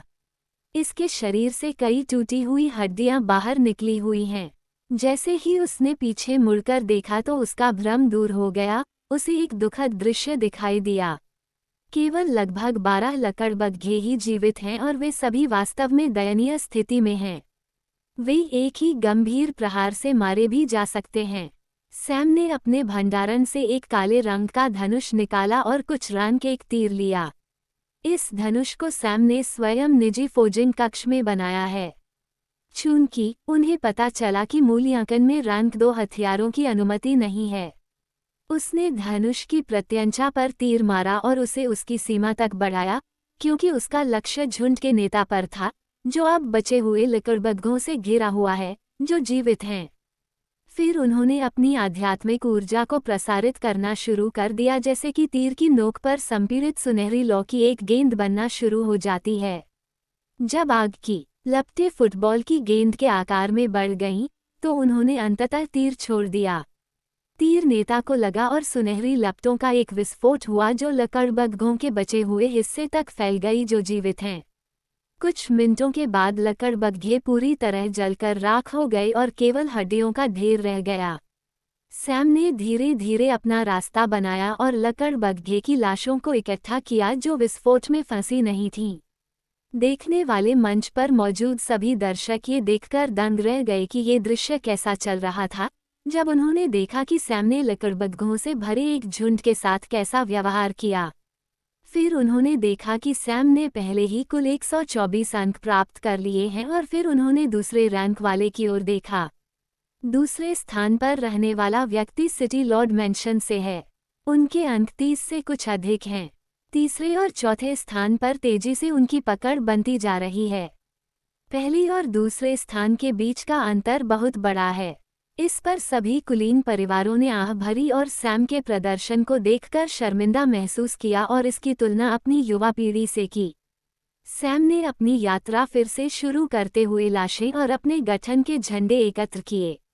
जल्द ही उसे एक नदी मिल गई। वो नदी किनारे बैठ गया और लकड़बग्घे की लाश को बाहर निकाला। उसने लकड़बग्घे को छोटे छोटे टुकड़ों में काटकर धीरे धीरे बह रही नदी में फेंक दिया। जैसे ही खून की गंध नदी के अंदर धीरे धीरे फैलने लगी, धीरे धीरे मछलियां आने लगीं, लेकिन सैम ने कोई हरकत नहीं की। वह अपने तीर की नोक पर स्थिर खड़ा रहा। कुछ देर इंतजार करने के बाद एक विशाल मगरमच्छ जैसा जानवर आया और सतह पर कूद गया। सैम ने तुरंत तीर छोड़ दिया क्योंकि वो मगरमच्छ की आंख में घुस गया। मगरमच्छ ने कुछ देर के लिए अपनी हरकतें रोक दी। सैम ने इस बार एक रैंक वाला तीर लिया और आध्यात्मिक ऊर्जा से ओतप्रोत होकर उस पर तीर चलाया। इस बार तीर उसकी दूसरी आंख में जा लगा और मगरमच्छ मरकर गिर पड़ा। फिर सैम धीरे धीरे लाश के पास पहुंचा, ये सुनिश्चित करने के बाद कि यह सचमुच मर चुका है।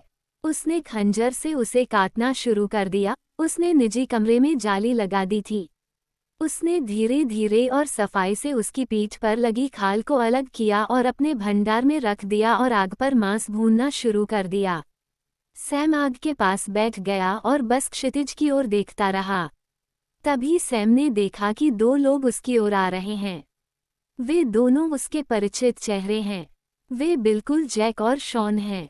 शॉन की बातें याद आते ही सैम के चेहरे पर शरारती मुस्कान आ गई।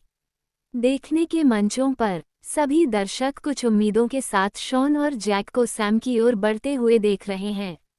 शॉन और जैक दोनों ने अभी पॉइंट रैंकिंग में तीसरा और चौथा स्थान हासिल किया है, इसलिए वे उन्हें लड़ते हुए देखना चाहते थे और जानना चाहते थे कि कौन अधिक मजबूत है, क्योंकि उन्होंने सैम की युद्ध कौशल का पूरा विस्तार नहीं देखा था। शॉन और जैक सैम सामने रुके और रुके। शॉन बोला, अरे दोस्त, तुम कहाँ से हो? शॉन ने पूछा और सैम ने कोई जवाब नहीं दिया और बस तस्वीरें दी। ओह, आप नहीं कहना चाहते? ठीक है, आप जो मांस खा रहे हैं बहुत अच्छा स्वाद आ रहा है। क्या आप हमें कुछ बेच सकते हैं?